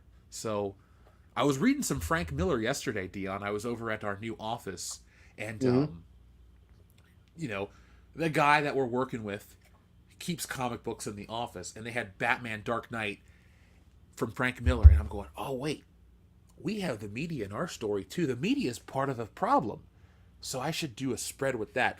So I went back to the drawing board last night, literally, because I have the roughs drawn out, and I went, if I put these two pages together, cut this part out, and put all of these new things around it, we have this beautiful double page spread. So folks, when I get to that in a few weeks, I'll be sharing that with you. I can't wait till I can't wait to give you all the best experience. So I'm excited. I'm going to stop talking about Wokebusters right now because I've been drinking some wine and having some good time. But I got about 10 books lined up. I'm not Quentin Tarantino, though. I'm not going to stop at 10. My graphic novels are like movies. They're My man. Dude, believe me, I got so much shit right now planned. So many things mapped out. Hell yeah, dude. That's Dr. that's Coffinails. so exciting. Dr. Coffinails, that is the nicest thing anyone said to me in a while. I appreciate that, man. Folks, I'll be making Stealing Solo available to you probably tomorrow. Check our Twitter, follow us at World Class BS, because it's Comic-Con, and I want to make sure that everybody can get a copy of Stealing Solo, because, like I made a promise on air on Good Morning Pop Culture, if you help us get through the entire back stock of Stealing Solo, which is, a decent amount, but we have so many people that listen to the show, we can make it happen. I will give you guys the sequel to Stealing Solo. And there's already a third book. So there's the parody of the Mark Hamill book, and then there's Frankenfisher, the Bride of Stealing Solo, where Carrie Fisher's remains are reanimated to make Star Wars one last time. So if you want that anti-Disney Star Wars trilogy to come out, all you got to do is go to stealingsolo.com. I already bought the domain. I'll make sure I tweet out when it goes live and pick up a copy. You guys are going to love it. So, Dion, Yes. like I said, I know we talked about Comic-Con, folks, in the title card, but Comic-Con really just officially started today, so we'll have a recap. You want to get together, Dion, at the end of the week when Comic-Con's over and do a recap stream together? Absolutely. That'd be great. I think that'd be super fun. I miss all of our random streams that you and I would do. Like, when we went and saw Justice League, I did a review, and then you and I had to do or was it Spider-Man? I had to do a secondary review with you just because you hadn't seen it yet, but we went back and did it, and that was better than the first review we did. And again, I think we should definitely go back to doing that, especially once my lazy. I've been so lazy this summer, but listen, man, that would be and obviously you guys let us know. Let us know if you want us to go back to doing that. I know we did it for Spider-Man. We did one for Suicide Squad. You and Nick watched. It wasn't A Quiet Place. What was the other goofy ass horror movie with Joel Edgerton in it? And you guys called me in the middle. Oh, it comes at night. Yeah, it comes at night, and we did a quick impromptu stream. Yeah, man, I think we should absolutely go back to doing that. Well, I've been building you guys a bullshitters box, and what that is I've been going out and getting equipment so we can all appear on camera and all do our stuff a certain way because people want to watch us. I know people love the Wokebusters images and stuff like that, but don't worry, folks. We're going to be on camera. We're some strapping young men. Well, we're not that young. Isn't it weird to say that now, Dion? We're at the point where we're not that young. I know. Like I'm still in my prime, but damn it is weird. Cough up a lung. Yep. If only I could impart the knowledge I have now to my 24-year-old self from 34, I think I'd be a quadrillionaire. I mean, Elon Musk would be asking me for advice right now. Listen, man, a tale as old as time. If I knew back then what I know now, you wouldn't have had your little a accent. tale as old as fucking time. Yep. That shit. You said it, not me. Oh man, I gotta say, this is one of the most fun streams I've had in a minute. I know Kendo will be back in a moment, folks, but I want to thank everyone for joining us tonight. This is a good night here on WCBS. So come hang out with your buddies. That's what we are. We're here. Dion, a lot of podcasts out there are just people that we hire this person or we get this person because they get a lot of views. You and I, man, we go way back and point so far that the topic we're about to talk about in a moment wasn't even out yet. Because, folks, in a moment, we're going to be talking about the 15-year anniversary of The Dark Knight. And to celebrate, we're going to take a trip down memory lane. And I want to hear everyone send in your super chats and comments about The Dark Knight. Tell us what you thought of the film when it came out, how you feel about its importance, its impact, and a whole lot more. But, Dion, do you think we should check in with the audience? Because I know, folks, that we're, on the High Council, we do stuff at the end of the show. But, Dion, do you think you should check in with our wonderful people right now to see what they have to say to us? Is a pig's pussy pork? That's a yes. So Shribbles08 says, I'll take a horse for Dion and another one, please. I'm sorry, Dion. I gotta take a piss anyway. This is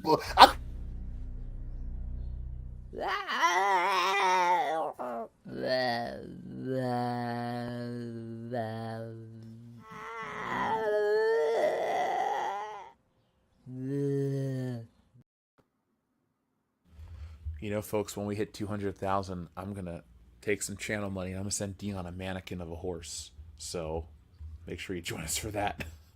And since you requested this one.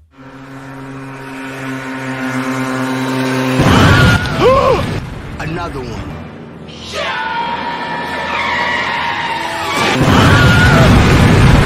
Another one.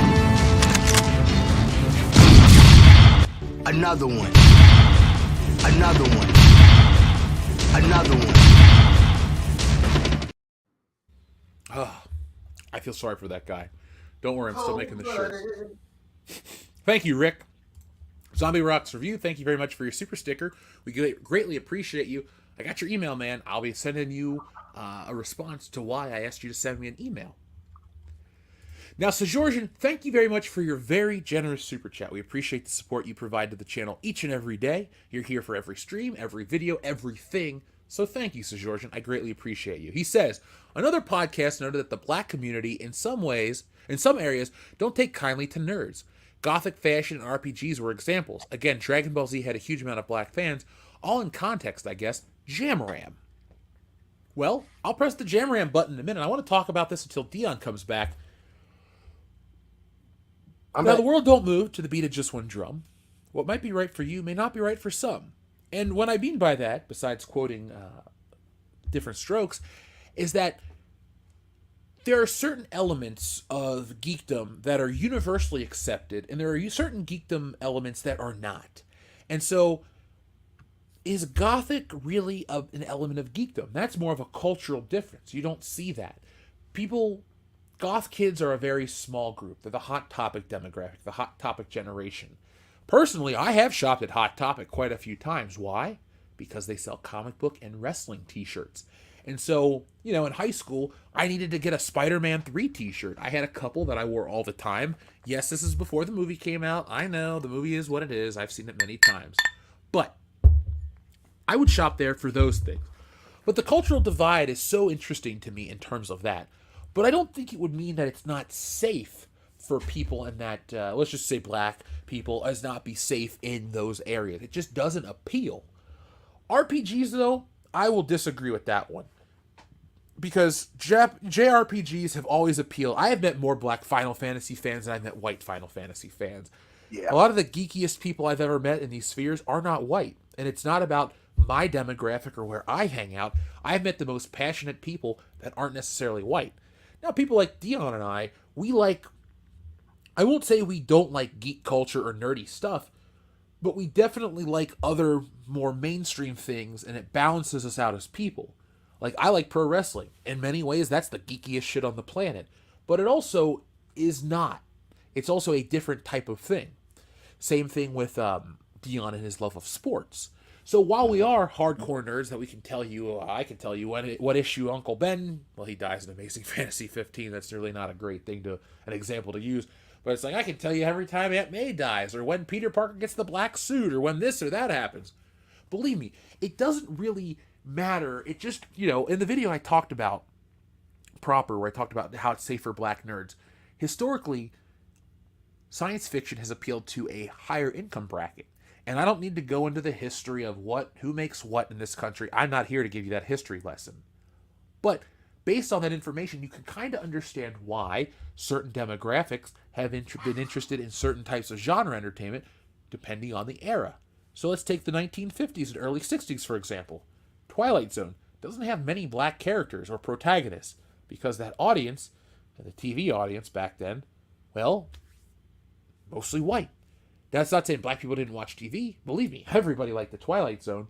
But when Rod Serling was telling a more universal story, that demographic is what was considered to be more universal.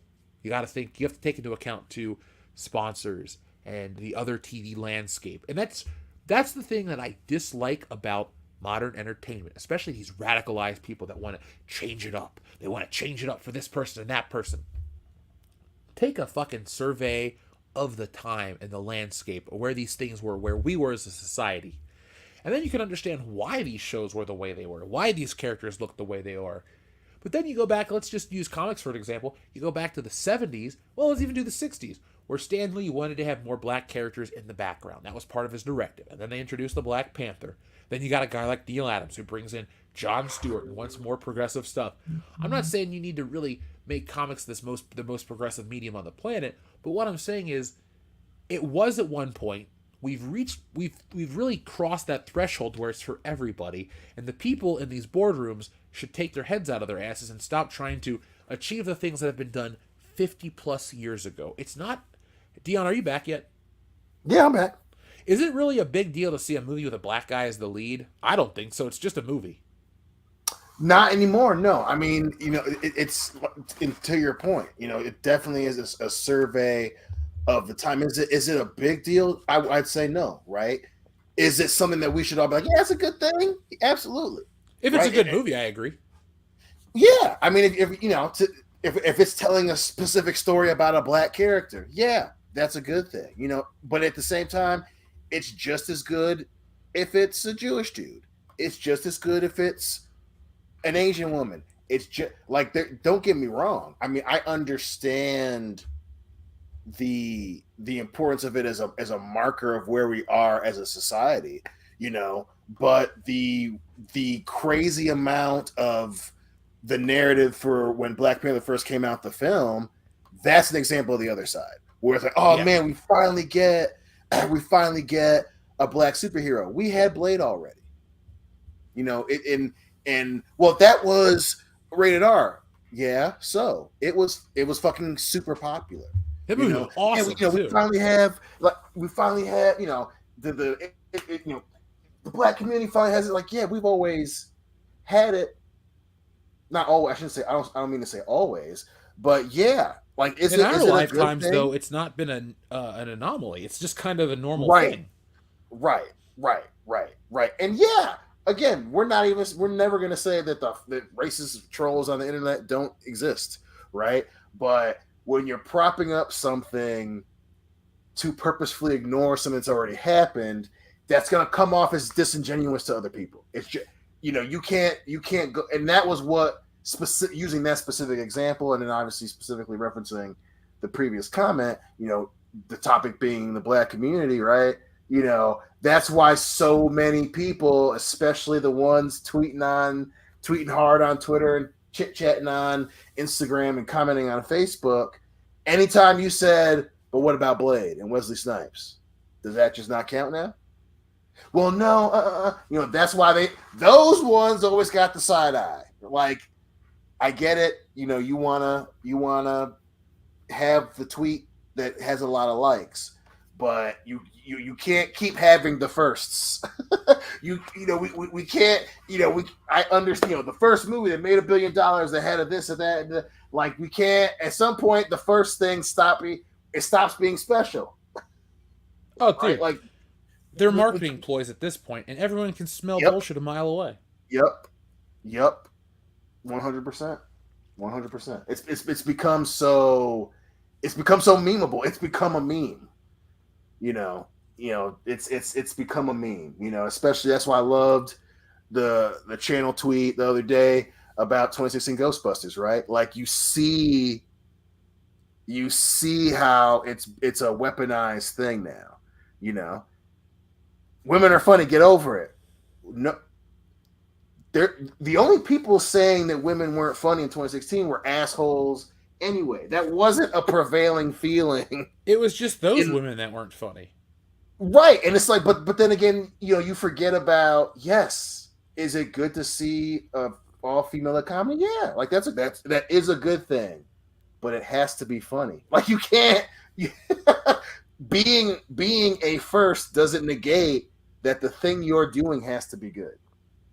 Dude, we were talking about Indiana Jones. You brought up, it could end up being the biggest flop with full context in Disney history. Yes, it's okay. If you want to check boxes, that's fine. But at the end of the day, you're making this movie to make money. Whatever the reason, if you don't make money, you can't blame the audience. They already didn't show up. They're not going to want to show up for the next thing. But Dion, that's what they always love to do, to blame the audience, because it's the cool thing to do. Well, and not just the cool thing, they think that it's marketable. That kind of not to sidestep here, but especially in regards to the Black thing, right? One of the biggest proponents of that was Disney, right? It's for the culture, and them, every other property and marketing strategy, had African themed stuff in it, right? When at the same time, that same company, in order to sell a movie in China, made the Black guy real small. So at that, that was, at least for people, with thinking brains that don't work at, Esquire, right? You can't, that's not something you can just take away. That's not something that you can just overlook. Yeah, you can get fired up with Brie Larson and the rest of Twitter, but that happened. Every person on earth can go to Google and look up that poster that was released for the Chinese market and the one released for the Western market. We can all do that. And you can get Samuel Jackson to call people incels all you want, but that dude still works for the company that would put his Black ass in the corner to sell his shit over in China. Ain't that fucked up when you think about it like that? Exactly. Like, that's what's so fun. That's why I make fun of, everyone that does that on Twitter, right? Like, we can all look it up today. It doesn't matter if you are someone who listens to the wildest shit on YouTube. Even crazy people can Google it. They can Google the Chinese market posters and our posters. Mm-hmm. That's one of those things. Now, folks, our friend Shrubbles08 has gifted 5 World Class Bullshitters memberships. I'd like to thank Shrubbles08 as well for being an awesome supporter of the channel. And as we keep on having new exciting things happen for us, which we can't wait to share more of, Shrubbles08 has been one of those people that is instrumental to make things happen at every period of the channel. So Shrubbles08, thank you for gifting 5 WCBS memberships. And thank you to Enrique for letting me know, because StreamYards doesn't let me know. So I want to thank everybody out there who helps us smooth operation. And let's move past this comment with this wonderful button that we press each and every week. Bro, the Accolade is based on the High Republic. The High Republic doesn't sell for shit. I can't wait to see how bad that show is. I'm just going to say that and leave it alone. Listen, man, it's gonna be a cultural event, all right, and not gonna be the event that Disney wants. But dude, I can't fucking wait. I can't wait for all the wrong reasons. If people think we're excited to watch these shows and geeking out, we have. I guess we've misspoken too many times. But don't worry, we'll be honest with you. Now, Shrubbles08 also says, remember, Jeff, there's tampons in the men's restroom at Oregon Ducks University. Also, the Bard movie is super woke, coming from Valiant Renegade. Well, we'll be able to talk about it at some point in time, because I will say this. I'm taking my mom to go see it. I don't care what people say, if people unsubscribe, whatever. Family comes first. And my mom likes Barbie, so I'm taking her to see it. It's a 1-2 punch of, it'll make her happy. I'll have something to make fun of for the channel. Dion, I'll be able to text you and tell you what it's like this week. But I'm not going to see it for my satisfaction. You know my mom likes Barbie dolls. Is that correct? Yep. That is 100% correct. She's got the same fucking name. She's the same age as the doll. She's been going on about it her whole life. She has like 500 Barbie dolls. You think I collect shit? Like, I got like 57 action figures of The Rock. My mom's got every holiday Barbie ever. Clothes, this, that, and the other. She loves that shit. Who am I to judge? So, I'll have a review this weekend, folks. Let's see how feminist or how communist or however many ists you can have. Like Ferris Bueller says, I don't believe in isms. Or was that John Lennon? I don't know. But, yes, you'll hear about it from me here on the channel. And Listen, we might have to do an impromptu review again, because the plan right now is Hillary and I to go see it this weekend. You got a wife. It's not like you're excited to. It's not like you're going out to buy a fucking Barbie dream house or the Barbie Jeep or the Barbie dildo. Like shit. You know, let's see what's up. Because if the movie flops, it ain't gonna matter if you and I went and took the women in our lives to go see it. It's gonna flop anyway. So fuck it. Let's see what the hoopla's about. Fuck it. I'm just tired of the phrase Barbenheimer. I hope Oppenheimer makes way more money in the long run, because it's like that movie looks awesome. Did you see the meme poster for Barbenheimer? Which one? I've seen 2 of them. You see?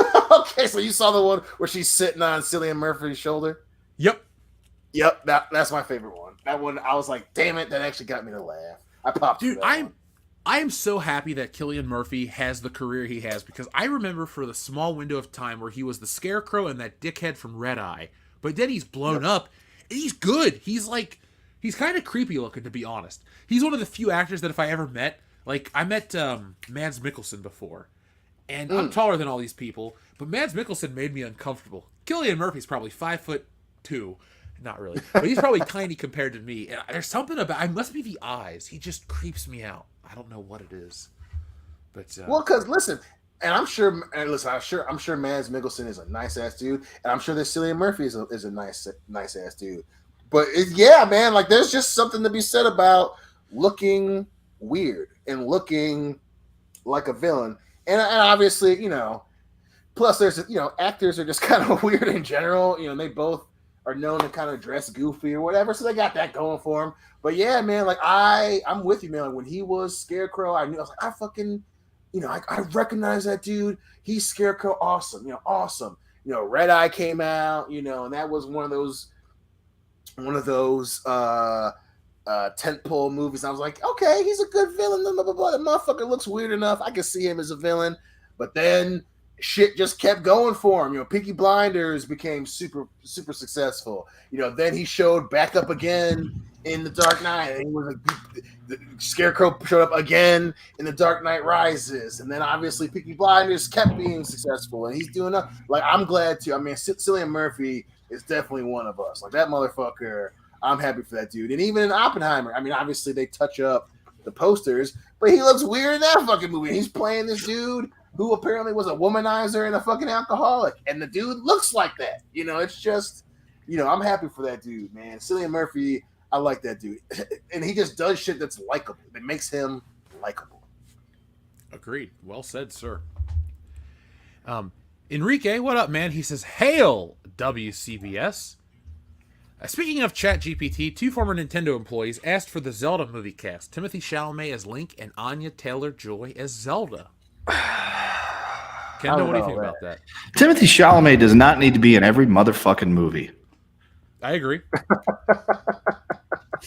You know what? You want a great Zelda movie? Here's your best Zelda movie. Don't fucking make it, because I've been on this. And you're never going to convince me otherwise that you should be allowed to make a Zelda movie, because you're not going to get it right. People, that is a property that is going to be so hard to get correct, and it is almost impossible to get it right in a 2-hour film or a 2.5-hour film. If you are going to truly do it, it needs to be like a mini series or like a 10-part something to watch. You can't just say we're making a Zelda movie and Link's gonna do his adventures all in 2.5 hours and put down that bastard Ganondorf. It's just you can't do it in 2.5 hours. It's gonna be so rushed. It's gonna be so convoluted, and I would not at all trust anybody in Hollywood to make that movie. I would trust myself to make it, but then people bitch when Link never talks, and I'm like, well, you never played one of the games. Clearly, you stupid bastards.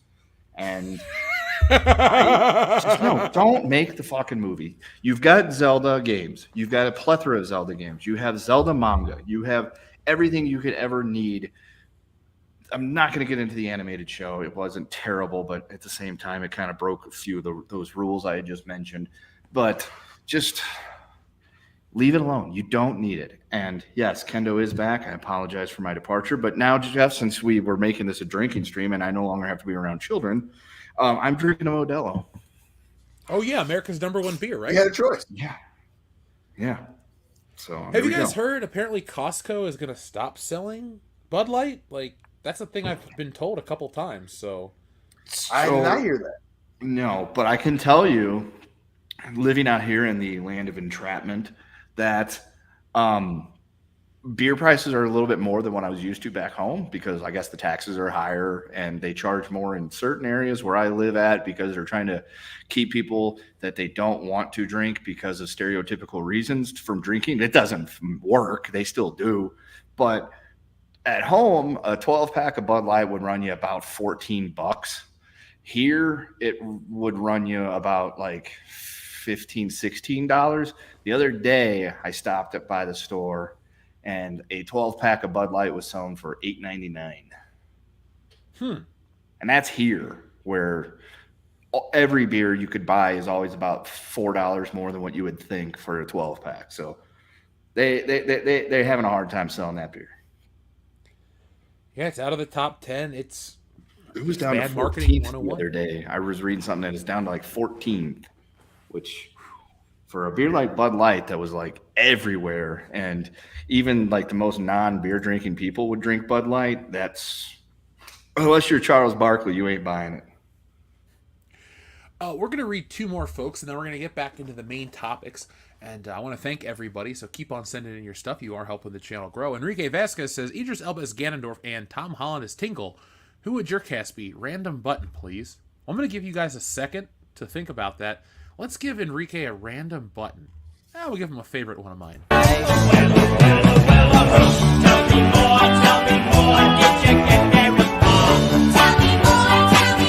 Does he look like a bitch? Marcellus. I fucking love Pulp Fiction. That turns 30 next year, guys. Let's do a stream for it. Hell yeah.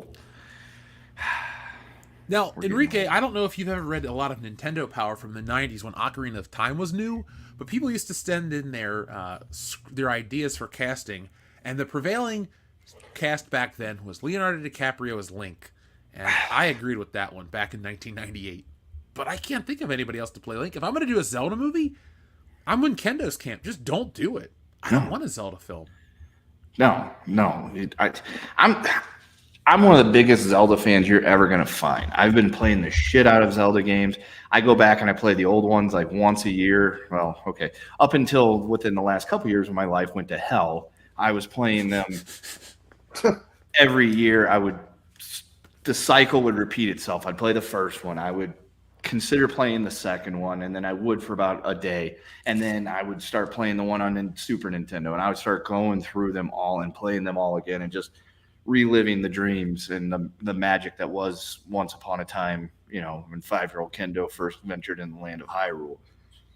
I don't want a Zelda movie. So I don't know anybody that would.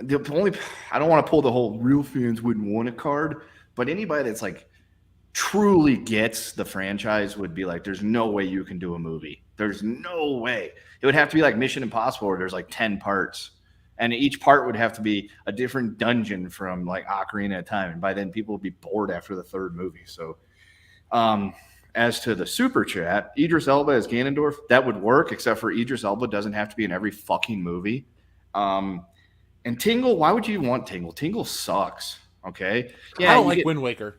Yeah. I was like, you get maps off of it and stuff, and that's fine. Those kind of come in handy. Like in Majora's Mask, Tingle's in there and you can buy the maps and stuff off them. That's fine. But you don't need a Tingle. If you're going to make a Zelda movie, why the fuck would you even make Tingle? I get that you're trying to make fun of Tom Holland right now, and apparently he won up Zendaya. I saw that on Twitter the other day and, got pounded in the ass. But that's not the point. The point is you don't have to have a Tingle. If you're making Zelda, don't even put Tingle in. Why even think about Tingle? Stop it. Just do this. If you want to make a Zelda movie and you want it to be successful, just make a movie based on Ocarina of Time. Don't worry about Wind Waker. Don't worry about all this other shit. I respect Link to the Past and these other Zelda movies, other Zelda games. But if you want to hit all the broad strokes and make this work to where they'll make more movies, don't try to cram in every little lame element of Zelda. Just take the broad strokes of Ocarina of Time. Everybody's going to like it. Make it kind of like a Lord of the Rings style movie. Stretch it out across 3 films. Do your first one that ends on a cliffhanger of him about to become an adult. Or actually fucking have the first one be him as a kid, and then it ends with him becoming an adult, and a cliffhanger of Ganondorf escaping and this and that. Then you make him wait for a year. Then you bring him back. You do a whole epic fantasy of him fighting into the Spirit Temple, the Forest Temple, the Fire Temple, the whatever temple, and then you end it with him taking on Ganondorf. Make it a trilogy of films. I guarantee you it's $1 billion epic, because that is the best Zelda story ever. Oh, the gameplay's not as great. That doesn't matter. We're making a movie here. We want to tell a good story.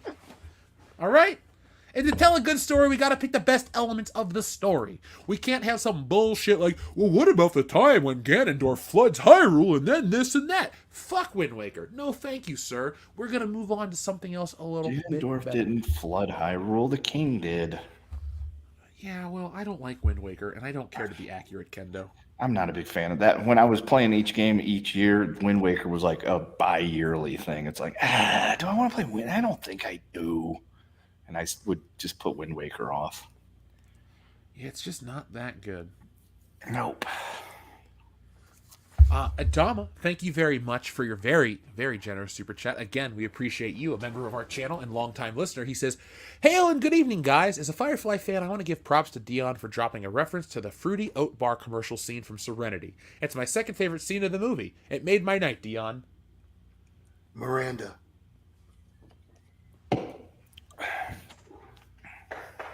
It's a good movie. I've only seen it a handful of times, but the wash scene pisses me off. I love the show. It's the fact that we didn't get another movie is a crime. The fact that we wasted Nathan Fillion's prime years is a crime. But damn it, we got the movie. We got the fucking movie. That's a W for us, boys. Yeah, I learned to appreciate Firefly and Serenity when I lived out in California, and I did. Good movie, good show. I have, who was I talking to that knows Adam Baldwin? Was telling me what a great guy he is. So yeah, I'm just a fan across the board. I know this is controversial. The only thing I don't absolutely love about this series is the music. I won't say it's my least favorite part. I just don't love the music. It's just fine. But other than that, Yeah, I mean, I get it. Yeah. I don't know. I want a little more action in my music. But that being said, oops, excuse me, didn't mean to drop my phone on camera. Thank you, Adama, for that and everything else. Now, folks, we got a lot of people watching. Hit that thumbs up button to let YouTube know that you enjoy this content and to help everybody out and help us grow together. And now, guys, let's take a trip down memory lane. Back in junior high school where it all began. And actually, no, I'm not going to quote The Lonely Island. I'm going to actually talk about our topic for tonight. Now, guys, we're a couple days shy of it, but it's our first episode where we could actually talk about it. This week is the 15th anniversary of, well, we can talk about the Nolan films in general, since it's Comic-Con, since it's, Batman time of the year. 15 years ago, we had The Dark Knight drop, and 12 years ago, we had The Dark Knight Rises drop, all within the same week.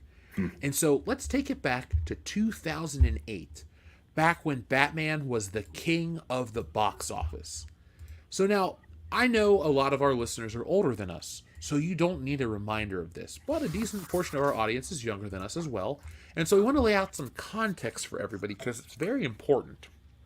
So, The Dark Knight, while a very impactful film, it kind of came, hear me out for a second, it came out of nowhere because, remember, Dion, this movie officially means we've been friends for 15 years, which means we're old. But if we take it back to the beginning of the year, everyone was talking about Iron Man. Everything was about Iron Man, Iron Man, Iron Man, even over Indiana Jones. That trailer blew everyone away. When we were in college, dude, if that trailer came on TV in the cafeteria or the dorm, everybody stopped and would watch it, especially that scene where he's flying through the clouds. Like, everyone was so pumped for this fucking movie. But then, once The Dark Knight dropped in July, man, The Dark Knight dominated the conversation from July of that year to, like, the next year, man. The Dark Knight was the movie. I can't remember, like, Avatar made billions of dollars, but The Dark Knight was the first superhero film to cross $1 billion, and The Dark Knight captivated people's attention for longer than people can imagine. I know we talk about the Twitter generation, even though Twitter was around for us, fairly soon after that, and the TikTok generation and stuff like that, but The Dark Knight was the film that really held on to people's attentions. Everyone dressed up as the Joker. Everyone quoted the movie. People were buying the disc. It was the biggest crossover superhero movie of a generation. Everyone was into The Dark Knight. If you were looking to talk about serious film in an academic way, The Dark Knight scratched that itch. If you wanted to talk about great Batman movies, The Dark Knight scratched that itch. Superhero films were on an upswing, The Dark Knight scratched that itch. It was what felt like years. It was the biggest superhero movie that existed. Fans loved it. Critics loved it. It won Oscars. It broke records. It was the biggest. I would dare say it's the biggest movie of the 2000s, the first decade. Could you think of another film that was a bigger hit or more culturally impactful than The Dark Knight for the first decade of the 2000s?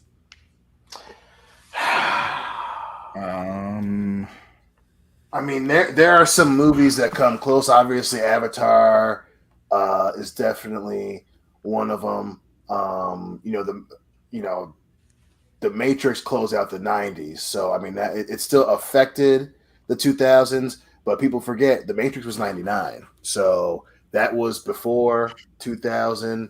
I mean, obviously X-Men was huge, but X-Men was everywhere, but it wasn't as crazy popular as the Dark Knight. I mean, it was fucking crazy, man. Yeah, I that's a hard one to argue outside of Avatar. I would back you up on that one. 100% for the Dark Knight being the pound for pound king of the first decade of the 2000s.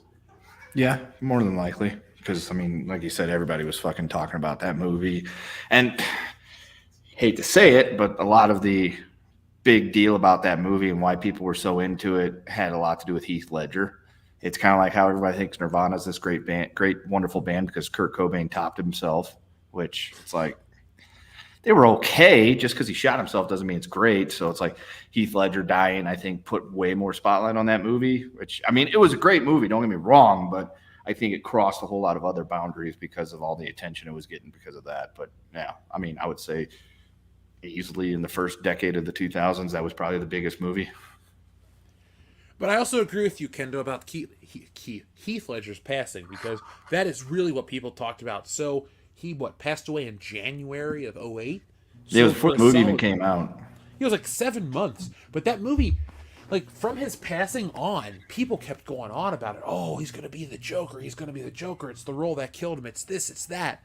It was really one of those films that people couldn't stop talking about. And 15 years later, we're still talking about it.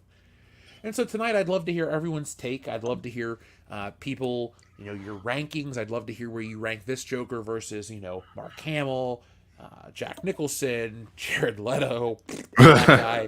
Yeah, believe me. But tonight, folks, we're going to celebrate a little bit of a good film. Because while I would never rank The Dark Knight as my favorite Batman film, it is a good film that I would be lying to you if I said it sucked. Now, before we get into the official stuff, guys, where do you rank this among all the Batman films? Is it near the top or the bottom for you?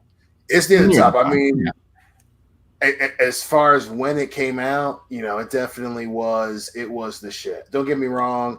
I 100% believe The Dark Knight was everything that it was built, and I can wholeheartedly agree with you guys. But 89 is still the best. I mean, don't get me wrong. 89 isn't as good in terms of storytelling. But man, 89 is still one for me. But Dark Knight is fucking 1B, dude. Like Dark Knight, I believe, again, the only issue I got with the Dark Knight is the fucking Batman voice. Other than that, It is the tops. It is the tops. I would say it's probably number 2. I'm thinking, 89 is never going to be topped in my book. I mean, they'd have to figure out something really fucking special to be able to knock that one off the pedestal. But yeah, Dark Knight's probably the second because I do like it better than Returns, Forever, and the Ice Age movie. And I know Batman Begins gets a lot of love and is often considered better than this one. And it's close, but I would. If you said you could sit down and watch one of these two movies, which one's it going to be? Dark Knight's probably going to win, but that's just because my preference towards the Joker as a villain over any of the other, rogues gallery for Batman. So, yeah, I'd say it's probably number 2 all time for me, right behind the original Batman. And yeah, the only knock I have on it is the fact that fucking Christian Bale apparently inhaled a fucking box of Marlboro Reds before he did his lines. I mean, you're not wrong. He does sound like a... Do you remember that video that dropped when the movie came out about, what does it sound like? It sounds like you smoked a fuckload of cigarettes or you have throat cancer. Like, yeah. Yep. Well, I mean, the fact that they made the superhero South Park Coon and Friends and literally had Mysterion doing the fucking Batman voice around that time with Kenny just talking in the gravelly low voice every time he showed up as Batman in the cop station and around everybody else was directly making fun of that. So there you go. Now, I'm going to say this movie ranks probably 3rd for me. It goes 89 or Batman Begins. I think Begins is a much better movie than The Dark Knight, but I don't need to spend any time going on to that tonight. Maybe in the future we'll do something like that. But this movie is really that good. It really is a great crime drama. It's like Heat meets Batman meets something else. I'm sure it's got a crossover to that. But the thing that a lot of people, that at least I remember about this movie, is the fact that it was so grounded but not boring. It was exciting. It was cool to see Batman do this stuff. And I do take umbrage with the fact that everybody only seems to talk about the Joker. But Batman did some cool stuff, and I liked to see the element of Bruce Wayne juggling the dilemma of ending his Batman career because he wants to be with Rachel, though he should. Did he say something racist on Twitter? You know how Batman feels about the Puerto Rican people in America. He's just a bad guy. I do think Christian Bale's best character is Patrick Bateman, not Bruce Wayne. Oh, easily. Could you imagine a Batman movie where it's actually Patrick Bateman and then he becomes Batman at night? That would be a much better movie. I mean, hey, that's the crossover. That'd be fun. He only Batman. He has to break his rules though for not killing people when it comes to hookers. Well, or Paul Allen, who's Or trying to Paul get Allen, Dorcia. stupid fucking bastard. I was talking to somebody yesterday, and they're like, "Yeah, I got a friend named Paul." I'm like, "Is his name Paul Allen? Does he have a nice business card? Is he a stupid fucking bastard?" Does he have reservations at Dorcia? I can't I wish recommend American the book Psycho enough. was more mainstream. I wish more people Yeah. talked about it. And I, like I said, I cannot recommend the book enough because as debaucherous as the fucking movie is, the book is way worse. Literally, there's a chapter called "Killing F Word," not the bad F word, the really bad F word that you're not supposed to say. Oh. So, Well, there you go. I'm going to read that book one day and then imagine So that good. it's Christian Bale the entire time. Well, it's easier to do once you've seen the movie a lot because I had watched the movie a dozen times before I ever actually found out it was a book and picked up the book. And so the entire time I'm reading it, I'm hearing fucking Christian Bale's Patrick Bateman's voice doing the narration in my head. So it helped. It made it for a very easy read when you hear that because, people are always like posting those memes like with Morgan Freeman, like, you read it in you heard Morgan Freeman's voice. It's like, well, yeah. And I also heard fucking Christian Bale as Patrick Bateman's voice the whole time I read American Psycho. Those stupid fucking bastards. Yeah. I want to. I'm gonna listen to that. I want to compare it to. I want to do Die Hard because Die Hard's based on a book, and not a lot of people know that. And I want to see if it's any good. Dion, have you read the Die Hard book? I have not. Folks in the chat, if you've read the book that Die Hard is based on, press 1. I'd like to know what your opinion is. You realize that it was supposed to be, or it was optioned to. Shit, I'm Frank trying to remember Sinatra the first. title. The title isn't it Nothing Lasts Forever? I think so. Yeah. All right. R.J. McCready says he read it, but Oh, Die Hard okay, was R.J. not. McCready. Did you read it down when you were in the Antarctica or in the Antarctic on your job? When you were trying to find the thing, God, that's another. did you and great Keith movie. David read it to each other? That's actually the ending of the thing. It's Keith David. The and alternate our friend ending. They're just taking turns. It's like popcorn reading in a classroom, except for they're handing the book back and forth to each other each chapter, waiting to see who dies first. God, I love the thing. It's such a good movie. It's like the best movie of 1982. Is the thing better than Blade Runner? Yes. Yes. I agree. Is the thing better than E.T.? I'll say Yes. definitely yes. All right, folks. Find a better film from 1982 and we'll talk. But so far, WCBS agrees The Thing is the best film of 1982. I'm thinking So content, Jeff. There's some content that can be made here where we can discuss these. And First Blood was 1982. I'm still going to stand by The Thing, even though First Blood's a wonderful film. First Blood was 82? Yeah. Really? If Nick was here, the Slumber Party Massacre was 1982. Yeah, look, I love tits as much as everybody else, probably more, but it's The Thing, man. I know, it's so good. I thought First Blood was before 1982, but it says Yeah, I thought 1982. First Blood was 80. No, it says right here, feature film released between 1982 1/1 and 1982 12/31. Blade on IMDb, Blade Runner is the highest. Well, it's not the highest rated because it's 8.1 and The Thing is 8.2. So I'm not sure how that. Oh, popularity, it got more votes. That's why. That's stupid. How about this? Let's go with user rating. And the winner is Prathigna? Fuck that. That sounds like a foo-foo movie. Is it a Bollywood film? I'm going to say yes, just because director Boyani Subararo stars Mohan Babu and Kavitha. So yes, I'm going to say Bollywood movie. So I wonder if Nick likes it. So in terms of movies, I actually know what the hell they are, and I've heard of them. We got to keep scrolling down. Jesus Christ. The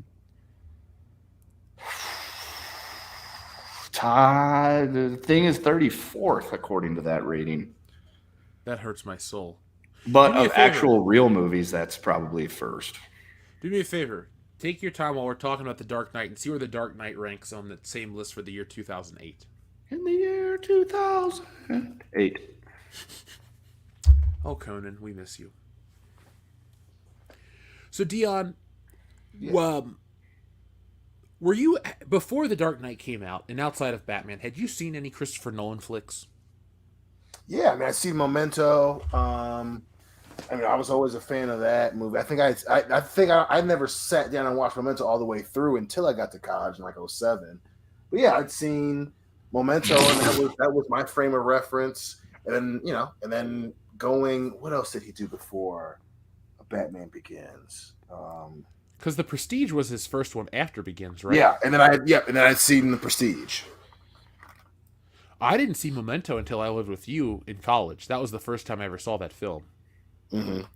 And I love it. I'm a Nolan guy. I enjoy his work. I don't think he's the greatest living director. I don't think he's the greatest director of all time, but I'm happy to go see his movies when they come out. The only one that really disappointed me, in memory, is Tenet. I did not like Tenet. I didn't hate it, but I didn't think it was the wonderful film that other people like to praise it as. And Dunkirk was good. I'm excited to see Oppenheimer. He's one of the few names that I'll go, oh, Christopher Nolan's got a new movie. I'm willing to go give it a shot. Because I don't think a lot of people's names hold as much weight as, Hollywood or the internet would like us to believe. It has a lot to do with, everything's now a brand. Everything is entertainment based on a property. But I'll give Nolan the benefit of the doubt. He has not disappointed me yet.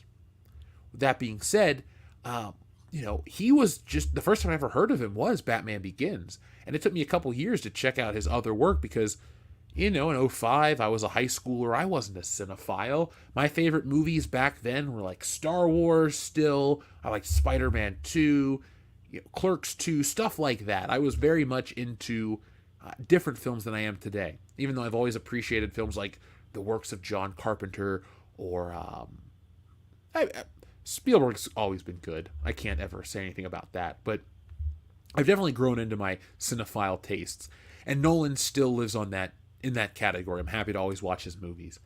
And so he brought a level of respectability and a level of realism to Batman that I'm going to ask you guys this question. In the long term, do you think his contributions to Batman helped or hindered entertainment? Or helped or hindered superhero entertainment? That's a good question. It's a good question. I'm going to say helped. It definitely, there were some unintended consequences, absolutely. But it definitely helped. I mean, that was, we all love '89. Everybody loves Superman, and everyone, they love the Sam Raimi Spider-Man films, but, and obviously one of the drawbacks were that people were going to copy it. But in terms of making, Spider-Man was already super successful. But man, The Dark Knight came out. People who weren't comic book fans took them seriously. Mm-hmm. Not only the seriousness and the violence of the characters in the movie, but the themes that it talked about. It was, you still had the whole heroes dilemma thing going on, but it was touching on a little bit of the war on terror, the thing of watching everybody and violating the privacy of private citizens. That was a touch point of the film. The whole, do the ends justify the means? The cost of being the fucking hero. It made our parents take comic book movies seriously. My mom she was always an X-Men fan, so she always liked comic books. But she fucking loved The Dark Knight. I had, other, obviously, being in college, people were like, yeah, I went with my dad to go see The Dark Knight. You didn't necessarily hear that as often as you did, when talking about Sam Raimi, the Sam Raimi Spider-Man movies. The world took notice that, yeah, the movie about the motherfuckers wearing capes can be just as good as the bullshit you see nominated for an Oscar, and it made people take them seriously, especially the motherfuckers who wanted to make a lot of money. We all love to make a lot of money. Oh yeah. Now, obviously, it was fucking dope. This movie went on to do, gangbusters at the box office, first to make $1 billion, X, Y, and Z. But the one thing I wanted to ask you guys is, and you mentioned Christian Bale's Bat voice. Where does this movie rank? Where does he rank for Batman for you? Are we counting Kevin Conroy? I guess we kind of have to because Kevin Conroy is awesome. Rest in peace, sir. He's top 5 best Batmans for sure. I think he's not going to be better than many of the classics, but if you have a list of Batmans, Bale's on it. Bale's definitely on it. I would say third behind Keaton and Conroy. Yeah, I'm gonna go Keaton. I'll go Conroy. I'll go. I don't know if I want to say Ben Affleck, but I don't not want to say Ben Affleck. The dude was good. He was a lot of fun, but he's up there for me. I mean, it's just the voice that bothers me, and the whole fact that Batman gives up being Batman in the next movie kind of colors my perception. So I guess I should save that for when we talk about the next Bat film that's also having an anniversary this week. So, Dion, on a scale of 1 to 10, what are you going to rank The Dark Knight? I rank it a 9, man. I think the reason it's not a 10 because of the Bat voice. That's the thing that takes me out of the movie. Then obviously the fact that so much of the plot happens is it's literally happenstance. Like, yeah, the Joker is a brilliant bad guy that's fucking crazy, but like certain things, that timing, the movie was moving along. So the voice and a lot of the like that's you would need impeccable timing to make some of the shit happen that he made happen. But yeah, it's a 9 out of 10 for me, fucking easily. Kendo, same question to you, sir. 8.5, easily an 8.5. I don't want to go 9 because I would probably, I guess Batman 89 would be a 10, so 8.5. I'll go 9. Yeah, you know what? I'm not going to be a contrarian. 9, easily 9. I'll go 8. I don't really have a lot of criticisms. I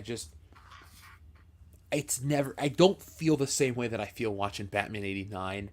And there are certain scenes in The Dark Knight, while that are very good, there are certain scenes from Batman Forever that I dig as well. So, I'm not going to rank that one higher than The Dark Knight, but I'm going to say I really enjoy that movie as well. Even though Batman Forever is probably like a 7 out of 10 for me. 6. We'll scale it. Nothing's as shitty as Batman and Robin. I hate that movie. Yeah, you dude, we've watched that together. Even we can't have a good time watching that one. No. I love Batman and Robin. It's super bad, but it's I enjoy it for being the piece of shit that it is, especially fucking the Bat credit card. You mean the one that has the expiration date of forever? Yep. That fucking movie, man. Oh my gosh.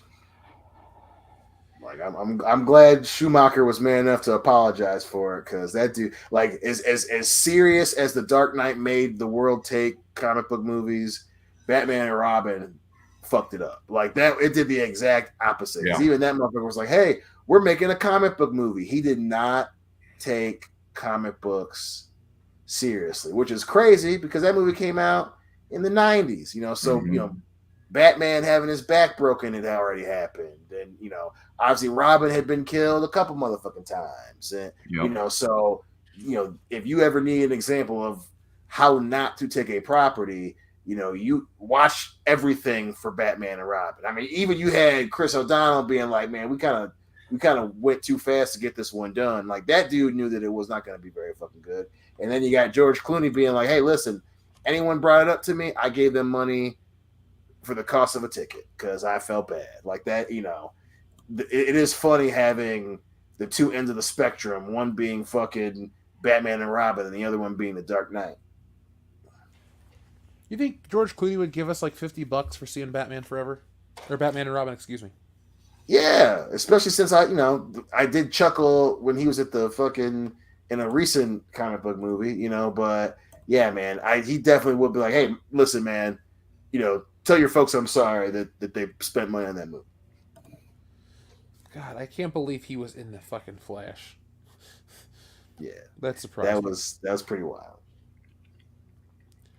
Now, the follow-up to this film, The Dark Knight Rises, came out in 2012, and a lot of people hate that movie. Though the film crossed $1 billion and was a massive success, it didn't really have the same cultural impact as the first Batman or the second Batman film, The Dark Knight. And so many years later, people look back on that very negatively, with Tom Hardy's Bane being an actual joke when you compare it to the other superhero films of the era. Now, do you think that has anything to do with the quality of the film or the fact that the Avengers dropped 2 months earlier and really changed the superhero landscape? Yeah, I'd say the Avengers definitely had a huge impact. And then also, as drama filled as The Dark Knight was, The Dark Knight Rises was very melodramatic. Don't get me wrong. I think the hate is unjustified. I like that movie a lot. And yeah, he did do something different with Bane. Absolutely. But Avengers literally changed the way that movies were made overnight. And don't get me wrong, I understand that, but it's hard to be the gritty retelling when the Avengers knocked the fucking ball out of the park. It was a home run. It's hard to follow that up. And there are still a lot of good things in it, but with The Dark Knight Rises being so dark and so melodramatic, and so at the time, it was a long ass movie that it took time to cook, whereas the Avengers was pretty much nonstop from the jump. You had great actors playing great fucking characters that they literally took. They took their time to build. Where The Dark Knight was the end of a trilogy. So it definitely was a part of how it was received in 2012. Absolutely. Ken, anything you'd like to add to that? He hit it there. What I was going to say at that last point there, with it being the third one in the series, and the third film in any trilogy is usually, with the exception of a couple I can think of off the top of my head, the lowest point of the three, because you got all your good shit out in the first two movies, and then you're just trying to end the story and cap it off. But I think there was a few things that movie was suffering from. The Bane voice, I know, took a lot of people out of it. There was a lot of plot that they tried to cram into just a couple of hours of movie time. And yeah, you needed to have it cook a little, but there was also way too much. It's the same thing with like Spider-Man 3. There was just way too much shit going on in a short period of time. And the ambiguous ending to the movie kind of took me out of it a little bit, because it's like, oh, okay, I guess he did survive, but how could he have survived if a fucking nuke went off right next to him? Does he have an EMP-proof bat submarine that he dived into? Like, what's going on here? And I don't know. I do like how they, end it with essentially Nightwing, I guess is what he was supposed to be, going into the Batcave. I thought that was cool, but I don't know. And then Michael Caine had way too many sob speeches in that movie. It's like, come on, Alfred. You're supposed to be there to support, not whine. Master Wayne, I failed you. Oh. I dream about seeing you in Italy. It's like, what the fuck is wrong with you? The size of a tangerine. I know that's completely out of context. But it ended it for his character, too. It was very important for him that he was, the motherfucker steward, pretty much after his parents got capped by some poor, crazy, druggy motherfucker. Joe Chill? Joe Chill, motherfucking... I thought it was Jack Napier. Yep, Jack Napier, but or should have been, but in that one, but it was Joe Chill killed him, and he pretty much raised him, and then he was gone, and he came back, and then we had to remember that his parents were dead, right? That's a huge part of it, and he knew that fucking being Batman and the motherfucker was crazy, and then he brings up a good point. He's like, you don't need to be fucking sitting up in this house, bitch. You're Bruce Wayne. Why don't you go out there and you can make the world a better place? You're being a little bitch right now. And yeah, he cried a little bit too much, but that was, that was his character arc, but yeah, it was dumb that he somehow, it's like, oh, he just kind of we're not going to show you how, and we have to use the nuke thing, but he got away. Just trust us, he got away for sure. I got that stuff. that was and then obviously wrapping up the whole thing, the letter from Rachel. You know, he made a decision, especially it's at the right time where he's like, you know, sometimes motherfuckers gotta be, you know, they gotta be rewarded for their faith, you know, and he's like, okay, I can't give him this letter right now. I'm gonna burn the shit for some reason and then tell him at a really bad time. But that was you know, he paid for that. He was like, get the fuck out, bitch. Why are you getting rid of the letter that my girl wrote me when she got murdered? What, that's fucked up, Alfred. Get out. You know, like that was, you know, kind of came full circle. It was definitely melodramatic, though. It was so dramatic. Oh my god. And the story about the bandit from The Dark Knight's awesome, where he's like, listen, some motherfuckers, you know, that was the reality that made the movie fun. It was very much, hey, you know, some people are just fucking crazy and they want to watch the word burn. You know, but we already knew that about the Joker without having his him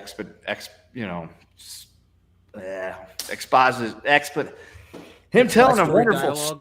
Yes, his wonderful storytelling about how him and his friends in Burma were going around fucking elephants and shooting bandits or some shit. But the point wasn't, they're not explaining the Joker to the audience. He's explaining the concept of the Joker to Batman. The movie wasn't just great because it was the Joker. The movie was great because it is this character that we saw in a great opening film come across something that he had never seen before. This is a Bruce Wayne that ran off. His parents got killed. He became a big fan of Nirvana and lived in fucking Asia and dealing with crazy ninjas. And then there's this motherfucker who is just crazy. And the point is, they're not assuming that the people watching the movie are dumb. They're assuming that you have this city that is very sensitive right now is now being seized by something that the world's never seen before. It's this crazy guy who's very intelligent, and every other villain up until that point had a reason. They wanted to be rich. They wanted to have power. And the Joker didn't. And so the story is supposed to be, it's a very, you see it a lot, as you see that shit a lot in, war movies and all, and epic, old blockbusters where it's the old guy telling the young hero the story of this thing that he encountered, and it's very motherfucking, very, very serious for the hero to hear. So for the Batman to hear this story about this bandit who was just fucking stealing gems and fucking stuff up, and the only way we caught him was to burn the forest down, which is significant because Batman doesn't kill. So Alfred is telling him this thing about the Joker, like, you may have to kill this dude.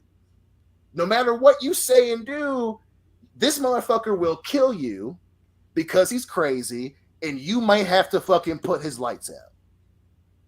And that's the whole course of the story, is that he stops the Joker without killing him. So yeah, it was very dramatic, but that's why Alfred was, that's why Michael Caine's my favorite Alfred right now, because that was an enthralling story that you're not going to see that in Star Wars now. That's one reason why Obi-Wan Kenobi is such a great fucking hero. It was very much an homage to old school actors, motherfuckers like Alec Guinness being like, listen, I fought with your dad in the Clone Wars. He's a great fucking pilot.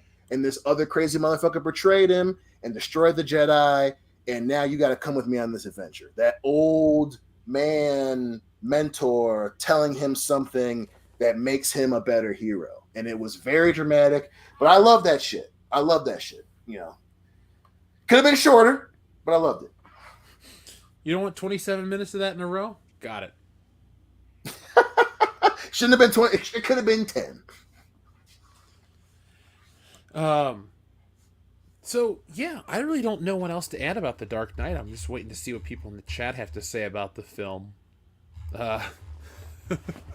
We'll check with everybody in a minute. It seems like we have Vinny Art in the chat. Folks, Vinny's a good friend of the channel. Make sure you guys check out his work. We got City of Venus, Shadow of the Kraken, and a whole lot more. So while you're waiting for Wokebusters, and look, you can get many graphic novels. Graphic novels and comic books are like Pokemon cards. You gotta catch them all. So catch Vinny's work on your wait for hours. But in the meantime, folks, check out Vinny's work. Vinny Art is awesome. I highly recommend it. So, guys, is there anything else you'd like to say about the Dark Knight before we move on? No, I think Rachel. there you go. Rachel. All right, Dion, give me your best Dark Knight voice, Batman voice. The city needs a hero. Sometimes you gotta reward people for faith, and sometimes you just gotta go over to her house and just give her the pipe. You gotta remind her and reward her for her faith, and that yes, I'm gonna make you nut. Kendo, anything you would like to add? Do your Batman voice. The important thing to remember is that you have to add the lemon juice to the beaten egg yolk. You don't want the hollandaise sauce to break. And then when you're doing the eggs, you got to slowly place them into the boiling water and poach them perfectly. And then you can lay it over the Canadian bacon and a wonderfully toasted English muffin. Don't forget the chive. Damn, you're making me hungry. I know. I've been watching a lot of fucking Barbecue Brawl because Max has Is that the one with Bobby Flay and Michael Simon? Yeah. So I watched that show too, dude. I fucking love it. Max has added like their whole family of channels. So she watches HGTV, is just obsessed with the fucking Property Brothers. They seem like cool dudes, whatever. But they got the Food Network on there. And I hadn't watched anything Food Network wise in a long time. And I used to watch that shit all the time. Last week when we were stuck in the hotel in Tucumcari and part of me having to miss the show, I turned on Food Network because they went to sleep and that was the only thing on. And it was the first episode of season 4 of Barbecue Brawl. And it's Bobby Flay versus Ann Burrell and Sonny Anderson this season. And I found out that they had those on Max. And I spent all of last week during the day while I was working on grad school stuff watching the previous 3 seasons of Barbecue Brawl. I'm like, fuck, I love this show. I miss Bobby Flay. He's great. I know. He is awesome. I like Bobby Flay. He's a cool dude. So, yeah. But, yeah, no, Barbecue Brawl, that's a great show, folks. And it will make you hungry as fuck because they are just roasting up all sorts of wonderful things. And they've even made Eggs Benedict a few times on there. Now I get to do my Batman voice. You guys ready? Hell yeah, let's go. Hello, Dion Trip. Oh, you Batman. motherfucker. I've returned. My ass fell for it. Joker, I'm gonna eat your flesh. Rachel. Motherfucker, you sound like Calendar Man. I will be with you 365 days of the year, Dion. It's partially my fault because I was like, yeah, man, let's hear your Batman voice. I am Batman. Oh, see, makes me uncomfortable. I am vengeance. I am the night. I am needing a Windows update in the background. It's a work email, you sick son of a bitch. Oh, I love it. No homo, I love you too. So, that is our section on the Dark Knight. Folks, thank you for checking in with us. Yeah, I know. Buffalo Batman. It's Buffalo weird. Man? Buffalo Man. Coming in 2026 to our comic book collections. See, Buffalo Man would never work because it wouldn't scare Dion. You wouldn't read it in the Buffalo Jeff voice. You just read it as, meanwhile at the Hall of Justice, blah, blah, blah, la, la, la, la, la. See? You know. Buffalo Man. No. Wait, copyright. Is that really a superhero already? No, Oh, yeah. That part. Just fucking steal the theme from 1966 Batman and hope nobody notices. Well, the Dead Kennedys borrowed it in their song Police Truck, so... That's true. We could just pull the rapper thing and just say we were sampling it, the whole thing. Like we sampled Guys, it, you didn't the even whole change thing. the lyrics. Yeah, Like sure we did. We turned up the we turned it up just a notch. Like when Vanilla Ice was trying to explain how his song was different than fucking Under Pressure. Did you ever see that video? I have. Ours goes dun dun dun dun dun dun dun, and there it goes dun dun. Yeah. There's a dun dun dun dun dun dun dun, and mine is ding ding ding ding ding ding. It's like it's the same fucking thing. Oh man, I'm glad that we all just came to a consensus that you know what, he may be done, but we still love Vanilla Ice. Yeah. He builds houses and shit now. You know what I'm saying? Dude, he flips houses. He's a multi-millionaire over that shit. Mm-hmm. I still think we need to watch Cool as Ice for the channel. We will put it on Absolutely. Patreon. Cool cat. I mean, is that the worst thing Vanilla Ice has done? No, I would say the worst thing he ever did was he did that celebrity boxing, and I'm trying to remember who he fought, but he beat the shit out of Todd him. Bridges? Yeah, he beat the living hell out of fucking Will. Yeah. Todd Bridges got beat the fuck up. And then he did when he was trying to do his gangster rap thing, he came out with a song called Roll 'Em Up. And I think it's hilarious, but that definitely is the worst thing he's ever done. Because he had braids and shit, and the hook was fucking Yeah. It was a bad song. Yeah. Was it better than Be a Man, Hogan?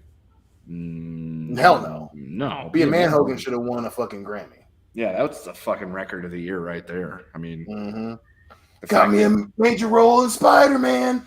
Yeah. Macho Man put out a rap where he was essentially calling Hulk Hogan gay. And nobody batted an eye. And it was amazing. That motherfucker. Dude, I remember when that album came out. It was one of the happiest days of my motherfucking life. I was like, I thought it was a fucking joke. And then I listened to it. I'm like, no, he was serious. He went for it on this album.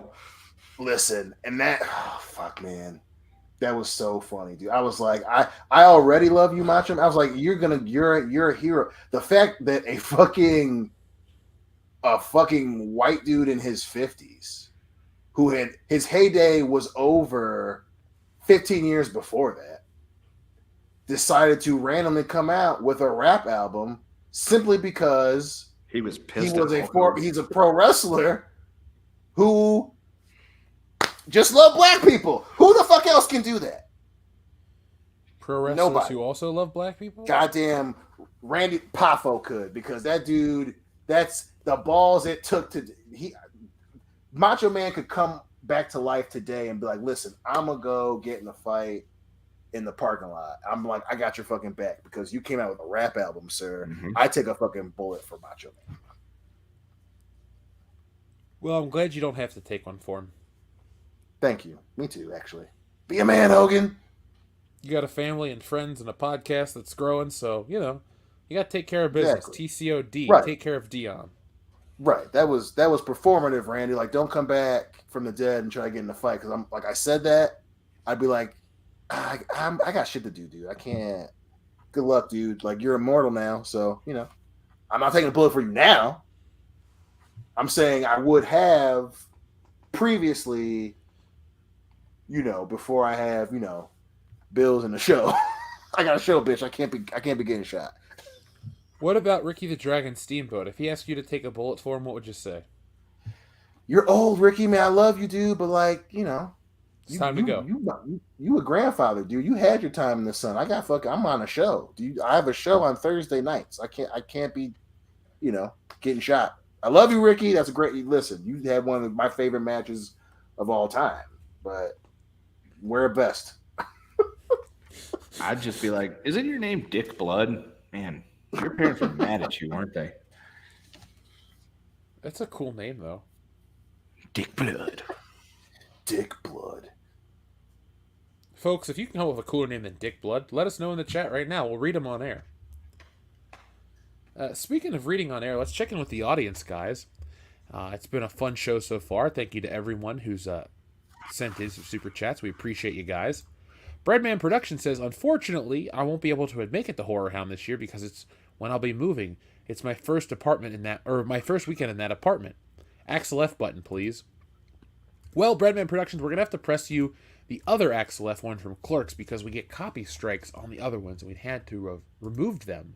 So I apologize for those who are thinking, oh man, we're going to get the Axel F button. But too many copy strikes hurts our channel. And, you know, the road to 200,000 is exciting, and we don't want to do anything to slow that down.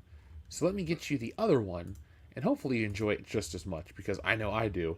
Even though Kevin Smith has shit the bed with a lot of his work, at least he knew what he was doing in the past. And Kendo, you love the Clerks cartoon, correct? Fucking love it. It's probably my second favorite thing that Kevin Smith ever did. What's your first? Well, obviously the first Clerks. Good choice. Good choice. Well, folks, Here is your Axel F cartoon button. Right? Where the fuck is the button at? There's no way I deleted the damn thing, is it? Oh, Master Debate. I remember that show. We got these two. Final round. Fight!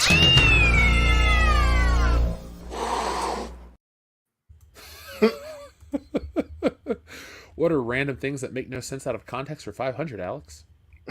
I love it. That was I did hilarious. too.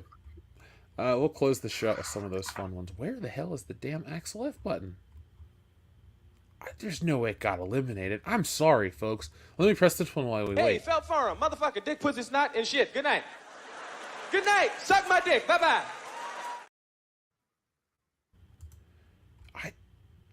I guess the Clerk's cartoon button got eliminated somehow. I apologize. Breadman Productions, if you'd like to request something else, I'd happily press it for you. Oh, here it is. Has the jury reached a verdict? Hold it!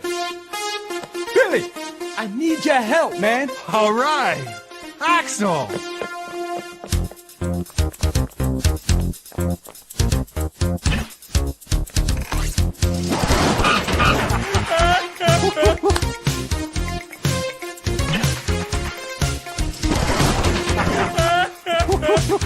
I'm sorry. We're all out of bananas. Axel, don't go. Honey, wake up. What? Oh, I had that dream again. Poor Judge. Dion, is it wrong that I kind of was like acting like I was playing Axel F on the keyboard when I listened to that song? No. I know how to play it by heart. Jack White, thank you very much. He says, I watched the most recent episode of Rurouni Kenshin, Bungoy, Stray Dogs. They were fun. Well, Jack, I'll have to check those out. The only recent episode of a show that I've watched was the newest episode of It's Always Sunny in Philadelphia, and it was not very good this week. I regret it greatly that I spent the 24 minutes watching it. If you watch It's Always Sunny, folks, let me know what you think of this new season. Up until today, it's been a damn good season. And then today, kind of shit the bed. Libra Wolf, what is up? He says, I'm not into comics that much, only manga. What would you do if you had the Witchblade IP, Jeff? Also, Dion is in Hello Kitty when? Dion, how do you feel about Hello Kitty? Not my thing, but I mean, I get it. Yeah, I mean, yeah. So I guess what I would do with Witchblade is, I mean, it's a sexy woman, Michael Turner artwork, so it's kind of hard to top that stuff. I don't think I would try to. What I would do is, I already had a TV show, maybe a movie where you sell to these stupid people that in Hollywood that want to be like, oh, it's progressive, it's this, it's that. But then you make it very accurate to the book where you just have it all hang out and you have it look awesome and you make it bloody and gory and over the top. Make it like Conan the Barbarian, but with ovaries. I think people would watch that movie. So that's what I would do with Witchblade. Adam Wofford says, I agree with you, Dion. I hate when they made you so small on My Black Ass on Mars. WCBS versus Red Sand Pirates. It's wrong. Listen, they had a chance, but they missed a chance. They fucked up the chance with their crooked, yellow fucking teeth. So the sequel to My Black Ass is My Red Ass, and that's you on Mars, right? Right. I helped Quaid start the reactor. Is My Blue Ass the movie where you're stuck without oxygen and you're starting to fade out the whole movie? No, My Blue Ass is I go into the Avatar world, Pandora. Ah, and you try to steal some unobtainium so we can, I don't know. What are we doing with the unobtainium, folks? Let us know. We're going to sell it and move off planet to LV, what is it? 421? Yeah, yeah. I don't know if I want to go to LV 421 because I might run into that alien queen, and that chick does not seem happy. Right. Good point. Overkill 161, thank you. He says Disney should have named the ship in the Star Wars: The High Republic the Corporate Dodo because the series is already deader than shit. Jamaram. Well, the High Republic is not coming back anytime soon, guys. You're gonna get the Acolyte. You're gonna get these shows, but I highly doubt the Acolyte becomes the social event of the season. Who here is excited for it? Press 1 in the chat, or Dion and Kendo. Who here is excited for the Acolyte? Like the Acolytes from 1996, because I liked them better as APA. Yeah, the Farouk and Bradshaw are great. Yeah, the APA was fantastic. The whole corporate ministry and the weird satanic Undertaker that, you know, would strap people to a symbol.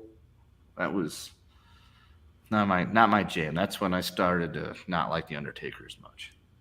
Well, first, it just didn't make sense that the Cowboy and his fucking brawler best friend randomly are working for the fucking Undertaker. And of course, like, it just didn't make any fucking sense. There was a lot that didn't make sense. I was watching SummerSlam 98 the other day, and that is a very good show. But man, wrestling is so different these days. Like, it's really interesting how in 98, it's so different from 97, which is so different from, you know, each year. But nowadays, they all just kind of blend together in terms of years. It's Pretty like, much. is this 2020 or 2023? I can't really tell the difference. Listen, man, we watched our sport fucking become mainstream. Like, yeah, I mean, it was technically mainstream. You know, it was, you know, it was popular when we were really into it as kids. You know, but that shit it got on ESPN now. It's watching it. It's just weird. It's weird, man. You know, Finn truly fucking won. It's crazy seeing. You know, we got to see him when he and his company were on the fucking ropes.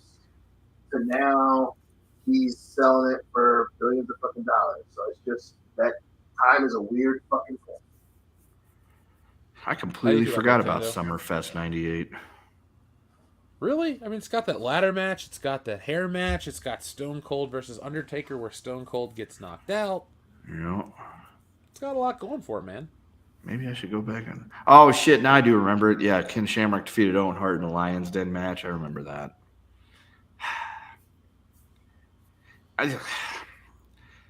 I just miss wrestling the way it used to be when people actually took this shit seriously and it wasn't just a fucking performance art. You're telling me you don't like Finn Balor and Seth Rollins? The thing is, I have liked Finn Balor and I have liked Seth Rollins. Although now Seth Rollins prancing around, getting everybody to sing his song and, you know, playing a broke dick version of Heath Ledger's Joker, I'm not a big fan of. And Finn Balor is being totally wasted in that fucking stable. They could have just left him alone. But then he's got nothing to fall back on because they fucking killed the demon in the most fucking geekish way possible when he died from the fucking top rope breaking. It's like, I forgot that happened. Yeah. But Prince Devitt, Fergal Devitt, Finn Balor, all those, you know, incarnations of him, I've been a fan. I've always enjoyed the shit that he did. When he was in NXT, after he came back from New Japan, he was great. And then he got to the main roster, and they haven't known what to fucking do with him since he hurt himself at the Summer Fest a few years ago, and he won the Universal title but had to give it away. Oh, yeah, because Seth Rollins broke his neck or whatever he did to him. Separated his shoulder, and it had to be surgically repaired. Ugh. Well, shit changes, man. It's just, hey, the never-ending touch of your boy Vincent Kennedy McMahon lost his touch, and then he's, you know, a fucking creep.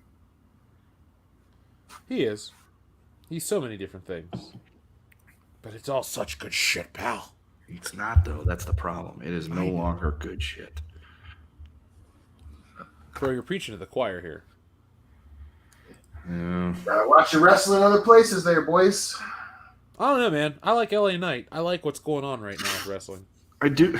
LA Knight's good. That he's nice. There are things that are good in the WWE, for sure. For sure. You know, I liked WrestleMania. You know, I liked, you know, I liked it when the main event was very old school wrestling. You know, it was a lot less sports entertainment, even though the wrong guy won. But you know, I fucking enjoyed that. I really did. You know, the fact that the tag team titles were made the main event. Like, when's the last fucking time that's happened? You know, even for our generation, you know, that was 2001. I think the last time that they main evented a pay per view with the fucking tag titles, let alone a huge pay per view. So, you know, there are things going well, you know, but now that Vince is back, so we don't know. You know what I'm saying? No. So we don't fucking know. But you know, you gotta supplement it now. Before we didn't have to. You know, we helped that motherfucker win the Monday Night Wars, and our reward was John Cena and Roman Reigns. You know, but yeah, man, you just gotta. I watch a little bit, and then I watch other shit. You know, you just gotta fucking. I don't fucking know, dude. But yeah, I remember when that shit was the hottest thing. When it was, you know, people tried to act like wrestling wasn't cool, and all the wrestling fans were like, "Nah, bitch, it's fucking cool as shit." At least it's not some of the lame just stuff didn't like that that he anymore. does right now. Yeah. Lieber Wolf, thank you very much. Overkill161, that was your super chat. So we get to press you this button right here as we continue moving forward. Where is our old pal, Ram? Jam Ram! Remember when we had this, Dion? Yeah. Or this? The believing that needs to stay, because that I will take any opportunity to shit on that whole thing. Fucking Mike Myers, Jesus. Here's my favorite one. Yep, the Crazy Rock Face is still the top one. That one's good. And we got the Wokebusters logo. Yay! Yeah. And a button we never get to press anymore because no one requests it. Wrong! Remember when they thought that movie was going to be fucking the tits? You know what I told him, right? Wrong! All the time. And here's my face when I saw the Crazy movie. guy, really? Yup, that's a classic. Channel classic. Yo, Kendo, at Comic-Con this week, they announced a Bloodsport 2-pack of Frank Dukes and, was it Tong Li? God damn it, Chong Li. Chong Li. It looks great, too. There's a new company out there making action figures. Dion, the Golden Girls are getting another wave of toys. They're making true romance, but not a goddamn Axel Foley in sight. Oh, What the fuck, man? Like, I thought that was... the rumor was that they were going to... God, can we just get a goddamn Great Beverly Hills Cop figure, please? Just one. Just fucking one. There's no excuse that we don't have one. I really was thinking that there was going to be one this year. If it doesn't come out next year, then it'll never happen. Seriously. Yeah, It's it has the to 40th be anniversary. It's next year or bust, dude. It's next year or bust. I gotta find these fucking action figures. What, True Romance? I get those action figures too. Bloodsport action figure. I'll send you pictures when I find them again. I found it. It's on Big Bad Toy Store. Well, no, there's just two on Big Bad Toy Store. Jean-Claude Van Damme gallery figure and Jean-Claude Van Damme deluxe figure where he's Frank Dukes. But yeah, if you find those, please send those to me. I have to find something to waste the little money I have on them. Well, you deserve it, Kendo. You work hard. I do. Now you're a man. Yeah. Buys toys. Adam Wofford, thank you very much for your generous super chat. Adam says, more Vampire Clan. What is the Tismesic three-headed dragon? It's a dragon made of flash crafters, so at the end of the days, the dragon will rise and start eating New York City and its citizens. I mean, I'm all for it. It's like a Gleeok. Yeah. I mean, if it's going to eat up all of New York City, I have no beef with that. I want to see Dion try to play through a Zelda game. It would be hilarious. You know what? We should do that because I know, guys. I know we're gonna get to streaming again. I've been so lazy this summer because I gotta finish God of War. My brother from another mother got me God of War Ragnarok. I'm going to play that, and then I do want to stream playing Zelda. So I know, Hillary's all, she doesn't want to get I can't remember the name of the middleman piece you got to get to stream Netflix, Nintendo games. Switch. But I'm thinking that I just fucking do that shit. And then I do want to stream playing a Zelda game, dude, because I've never done it. I just always watched you guys and talked about it. It's just, I think that'd be I love perfect. how you've always been like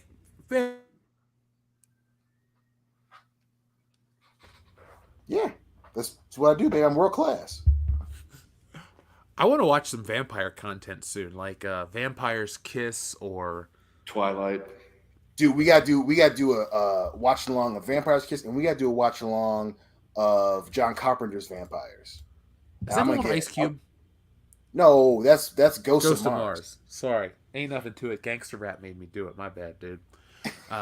Well, because what's her name? Natasha Henstridge is in that one. Oh yeah, was she Mrs. Liam Neeson, who sadly passed away? Believe so. Or was that Natasha Richardson?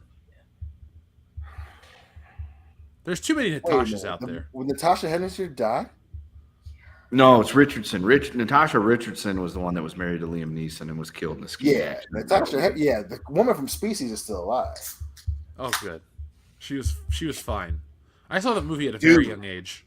Dude, listen. I remember having that conversation years ago, but we fucking grew up in the 90s. The fine pieces of sex symbol we had were just... That Veronica Vaughn was one of the nicest, though. Yeah, dude, I know. No, you don't.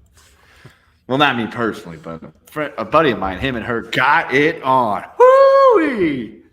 No, they didn't. No, you can imagine it'd be like. Yeah. Doxy Mama has a request. She requests this button. Grace! I laugh at that button every goddamn time. That might be my personal favorite button, just the Grace button. It's just, and then I really do hope that I meet Tim Miller one day, and I'm just gonna reference Terminator the entire time I talk to him. He's gonna be like, "Come on, man, talk to me about Sonic the Hedgehog or Deadpool." No, I'm gonna be like, remember the shit you were talking before that movie came out? Like, you were betting the house on the level of shit that you talked, sir. What was the quote? What was the quote? You thought that Grace was gonna scare the hell out of everybody because she was gonna be so awesome, bro? How'd that work out, buddy? How'd it work out? You should talk about it. Talk to me about it. Say something. Biggest flop in Terminator franchise history. Way to go, Tim. Way to go. Deadpool doesn't save you from that shit. He's not even on the sequel to Deadpool. Nope. Ryan, I mean, that's the one good thing we can say came from Dark Fate was that Ryan Reynolds solely can do whatever the fuck he wants with it. Well, we'll see what's up. Hopefully the new Deadpool doesn't suck ass. We'll see. We'll fucking see. Flat Earth Disciple, thank you very much. He says, I remember Dark Knight being one of the movies that reignited Hollywood conspiracies. My friend would discuss the parallels with Brandon Lee and The Crow. No other movies came close that year. Fuck Hollywood. In regards to the Hollywood conspiracies with Brandon Lee, have you guys ever had an opinion on the whole thing of the Brandon Lee passing? That it was a tragic accident. Yeah, that's how I've always looked at it. If solo rogue entities were as smart as conspiracy theorists thought, the world would actually be a better place, because that would mean that there is a moniker of higher intelligence out there that is like comically better than a lot of people, and it's just not the case. Like some shit just is bullshit and it goes down, and some dumbass got Brandon Lee fucking killed. Pretty much. And I hope that person regrets it for the rest of their fucking days. But yeah, the same, that you're getting a little too Randy Quaid on me, mofo. Mm-hmm. Yeah, no. I did. They broke that down and they've investigated it, and it was just a very tragic accident. Yeah. I did see a video that talks about how there's possibly the footage was like still in existence, but it'll never get released. Which I don't want to see the footage. No. It's just kind of weird to think like they kept shooting. Well, so did Alec Baldwin. Damn. There was a firefight. You think Rust is going to make $1 billion? No, I don't even know if it's going to make $1 million. Dude, I know Connors 2 came out. Yeah, I think in a weird way it'll make a lot of like people are just going to want to see that movie. Like it's just so much shit around it. it's just so hard to not want to watch it, dude. It's gonna be fucking wild. I know I can skip it quite easily. I don't want to watch. I don't think it's Alec Baldwin, dude. Like I like Beetlejuice, the Mission Impossible movies he's in, and only a handful of other things. Yeah. I would never call myself an Alec Baldwin enthusiast. No. When if you were like, you want to watch a Western? Yes. It's got Alec Baldwin in it. I don't know if I want to watch it anymore. I just want to watch, the Leone ones. Right. Give me a spaghetti Western or bust. Spaghetti Western all day, man. I would never get bored watching that shit. I could go for some spaghetti right now. It's a little late, but it sounds tasty. Dion, Kendo, what's your favorite late night snack when you've had a couple drinks? Pizza. Dude, fucking pizza, baby. 100%. I got pizza in the fridge. I think I'll have a piece after the show. Oh, fuck. I need to rewatch The Crow, to be honest, Flat Earth Disciple. And I want to check out more of the conspiracy stuff, because I love, even though I don't really buy into a lot of stuff, it's very good entertainment. Be it the conspiracy icebergs or just general conspiracy theory topics. They always make for good YouTube videos. Yeah. Listen, don't get me wrong. I fucking love conspiracies. Like sports conspiracies is one of my favorite things on earth. Like that shit's great. But sometimes you just gotta know when it's the fucking tinfoil hat being a little bit too tight. Now our friend Modalicious says Batman 66 in 2008. Sometimes you just can't get rid of a bomb. Or should I say some days you just can't get rid of a bomb. That's a funny movie. Have you guys seen the 66 Batman film? Oh, yeah. It's been a really long time. Yes, absolutely. I've seen it. Shark repellent spray. I used to rent it quite a bit from Blockbuster. That's a name I haven't said in a long time. A long time. Jack White says, did you guys see the article about a Borderlands collection for the PS5 and Xbox Series X? No, Dion, we both play cool. Borderlands. Yep, I did see that. Kendo? I mean, if it comes out, I'll get it because I had Borderlands 1 and 2 on 360. I bought the Handsome Collection for Xbox One. I am planning on replacing my Xbox One later this year with a Series X, and if they come out with another collection of Borderlands for that, I will probably buy that because Borderlands is a whole lot of fun. Are you a Tiny Tina fan? I haven't played Tiny Tina. That's the one game I have not played yet. I played 1 and 2, the pre-sequel, but I have not played Tiny Tina at all. Nor have I. I just really like Borderlands 2 and 3.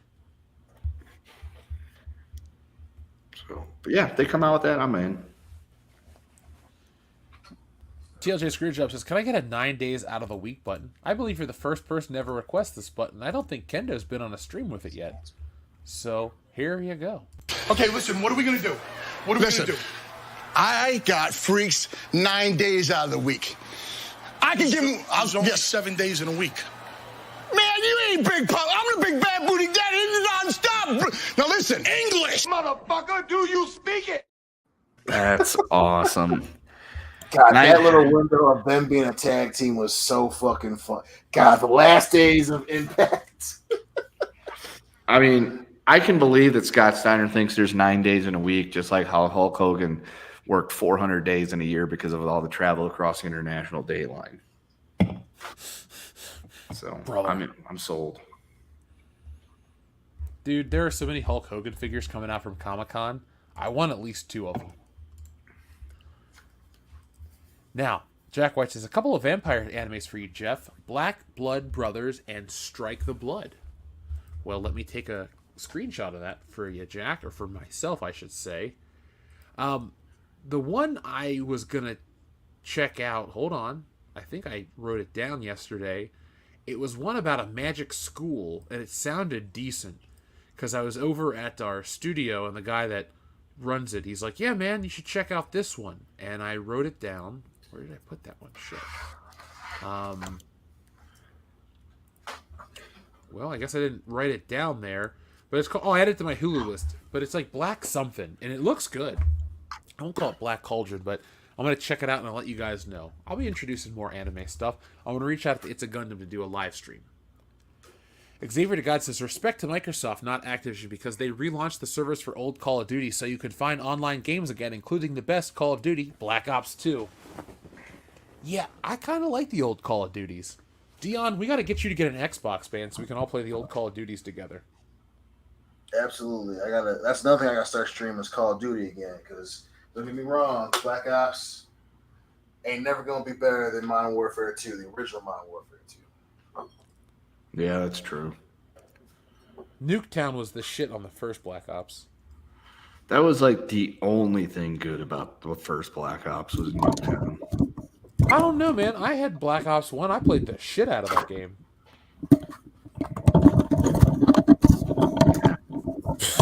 You okay there, Dion? I think he fell down. I knocked on the microphone.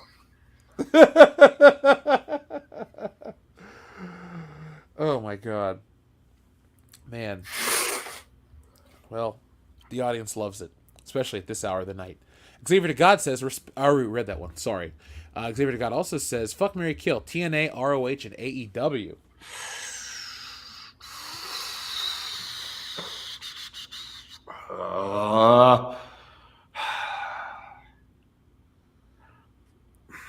Fuck Ring of Honor. Marry TNA and kill AEW. Dion? Read the options for one more time. Fuck, marry, kill, TNA, Ring of Honor, AEW. Ooh, I'm marrying Ring of Honor, killing TNA, and I'll fuck AEW. Britt Baker's there, so I'll take that. I'll marry.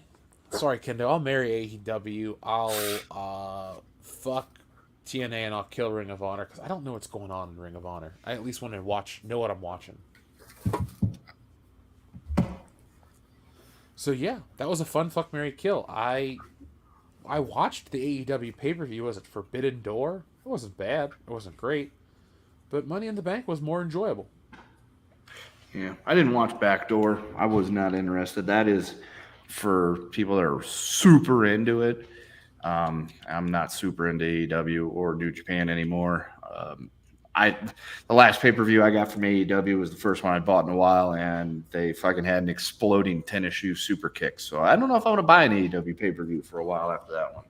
That was terrible. Oh my God, that was kind of an embarrassment. Okay, not kind of. It was an embarrassment.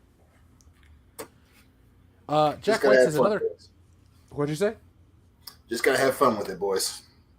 I tried, dude, but that's just too stupid. Yeah. Like, I'm open to all sorts of things, but exploding shoes when you kick somebody? That's like next level dumb. Yeah, that's a bunch of friends jacking off in the ring with each other. We're also supposed to believe that those two fucking string beans could go around beating people up in general. So That's part of the reason why I don't like the Young Bucks. Yeah, I'm not a fan of anything the Young Bucks do. Are you, Dion? I like the Young Bucks. I mean, obviously, I'm not huge fans, but I like them the same way I liked, Cade Murdoch. You know what I'm saying? Like, I like them, but they're not awesome. So there you go, folks. Dion is our resident buckaroo. Buckle up, buckaroos. Dion's going to review all the super kicks. Yep. I can get down a super kick party. All right. One shot for every super kick on the next pay-per-view. I actually want to make that happen. I promise I'll have a fun night. There you go, folks. The next pay-per-view AEW does, what is it, fucking Dicks Out or something like that comes out in September. We'll watch that for the channel. And Dion will take a shot every time one of the fucking dumb fucks does a super kick. Isn't the Collision the next pay-per-view? Fuck, I don't know. No, Collision's the Saturday night show. If you want to take a shot for every Collision... It's the show they had to create because the Young Bucks can't get along with CM Punk. Is that real? Kind of, yeah. Their parent company wanted more wrestling content, and the Buckaroos and CM Punk can't. CM Punk has tried to go across the aisle and make things better and be professional, but the Buckaroos, they got their feelers hurt when they got their asses beat when they broke into his fucking dressing room. No, don't do that. Do not do that. That is. So, would you like to tell me the revisionist history of the story of the fight at the brawl out? Do not make me. Let's hear it. Dion, do it. Do it, Dion. Don't make me defend the Young Bucks because they annoy me too. We have to. You have to because you're taking their side. They were kind of being bitchy. At the same time, Phil Brooks has been begging for an ass whooping for years. And I get it. Don't get me wrong. I get it. But in the same time, if we were to go to do a show somewhere, and even if it was a work, you know what I'm saying? And someone were to go up in front of the world and were to diss you guys, I go beat their ass too. That's straight Uncle Dion real shit. And again, which is fair. I understand what you're saying, but especially after the fight, he was being a little bitch, and he's gonna randomly and he's calling out all these like, come on, man. You know, look, I'm not happy to be on this on the side of CM Punk here at all because I know he's a total dick, but. Yes, he acted very unprofessional, but gave us a hell of a fucking media scrum. And, you know, I can understand because he's pissed about all that shit getting leaked out and who's going to leak it out. Well, obviously, the fucking EVPs are all upset because he doesn't like their little friend anymore. And then he says, if you want me, come and find me if you got a problem with it, which means you talk to him in the hallway or you confront him. You don't go busting into his dressing room and pick a fight, then lose, and then act like a bunch of pussies about it. Listen, yes, you do. You know, it's still a locker room sport, right? Now, yeah, they were being little bitches about it, 100%. I will give you that, okay? And yes, a huge part of this issue is because Lil Tony has to find his goddamn spine, 100%. But CM Punk keeps doing this fucking thing where he wants to be the goddamn general in the locker room, but he's a little bitch about it. You can't keep running and then people just be okay with stuff all the time. You know, if you're gonna start talking shit and going to Tony, apparently. Right, it's grain of salt with all what the fuck was going on that caused the shit, but and then you're gonna call them out in a promo that they didn't fucking know about. That was a bitch move. As a grown ass man, Adam Page started that shit with bitch moves and promos. And that's fine, but there are many motherfuckers that and I know that had done the same shit, and they fucking squabble in the locker room. Yeah. I'm not saying I'm against locker room fights. They want to fight him, they got to do. The thing is, they bust in, they attack him, they get their asses kicked, and then when he tries to be the bigger man about everything, they don't want to play along. At least for all of the shit that I fucking fire at Twinkle Toes and the dislike I have for Twinkle Toes, the fact that he tried to be a mediator and tried protecting the fucking dog Larry makes him a bit of a positive in all this. And the fact that he's okay with Punk and trying to make things work out and was willing to talk after it was all done, but those two didn't want to. If someone's talking... Now I'm defending Kenny Omega, and that makes me hate the Young Bucks even more. Listen, I know you have your thing about him too, but you don't... There is no sport on the planet where any of that would have been okay. That's how that gets handled. So, yeah, they're being bitches about it, but CM Punk doing this, I tried to go back. Sometimes you talk shit about people that don't like you. Stop fucking playing the victim all the goddamn time. It's really all Tony. You cannot talk shit in a locker room and someone not do anything about it. You can't want to be the fucking voice of reason in the locker room and still fucking go out and doing that shit. You can't do it. Either you're the guy people trust or you're the guy who bitches. You can't be both. You can't be both. And he keeps doing that shit. And it's a fucking pattern with that guy. He does that shit. Everywhere he has been, he does that shit. And don't get me wrong, again, the Young Bucks are being little babies about it. Like, get over it. Just get over it. I get it. But at some point, And apparently he's making do. And maybe I'm fucking wrong, but goddamn, dude, he does this shit everywhere he goes. Which again is here's the thing. This all comes down to Tony Khan. He did not run this like a company as a business. He ran it and he tried to be friends with everybody. And he had no control over his talent. Yes, people are going to get in. I've been in situations where teammates got into a fight in the locker room, and you let them get their shots in, then you break it up, and then you remind everybody you're still on the same fucking team. And usually things are a lot better after somebody gets a couple of punches in, and that kind of eases tensions quite a bit. But then you all have to get your shit together and say, fuck, we got to go out and play, and we're on the same fucking team here. And that's kind of how it's supposed to work. And I mean, not everybody's going to get along on the team, but at the same time, you have to have somebody that's got control over it. Tony doesn't. And fucking idiot. The best description I've ever heard of Tony Khan was he looks like a seal period through a block of ice. That is really good. But yeah, no, I mean, all right, so this is AEW Monthly on World Class Bullshitters, and we are once again rehashing the Brawl for All. Will we be talking about in 5 years like the Montreal Screwjob? Or hell, hope not, because I don't even want to talk about that anymore either. What else can be said about it? Nothing, but every fucking year it comes around. This is the anniversary of the Montreal Screwjob. Let's talk about it. It's like, no, we don't need. We know the fucking story. That shit was crazy, man. That shit was crazy. That was when the world was reminded that professional wrestling is fucking wild. Yeah. Like, imagine something like that happening in the NFL. You know what I'm saying? Like, that was high level shit. Is it real or fake? It's real. Yeah, 100% real. It has to be. Yeah, it's real. It's real. I will say that Vince used it perfectly, but yeah, that shit was real. That shit was real. For Vince to take a shot to the face, he would not do that unless Brett was throwing that shit for real. I was just asking that as an excuse to finish eating my slice of pizza off camera. Hey, not a problem.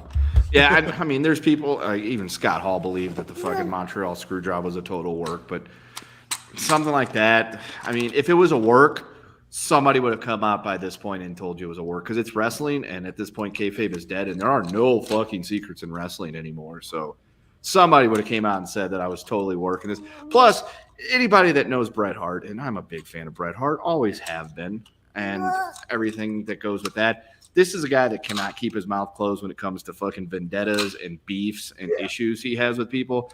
Yeah. In 6 years as it's been at this point, he would have fucking came out and said, we were working, Vince, we came to a thing and we just said, hey, let's find a way to capitalize off of this. Yeah, right? He thinks it's a work. Well, baby OJ thinks everything's a fucking work. Oh, that little guy.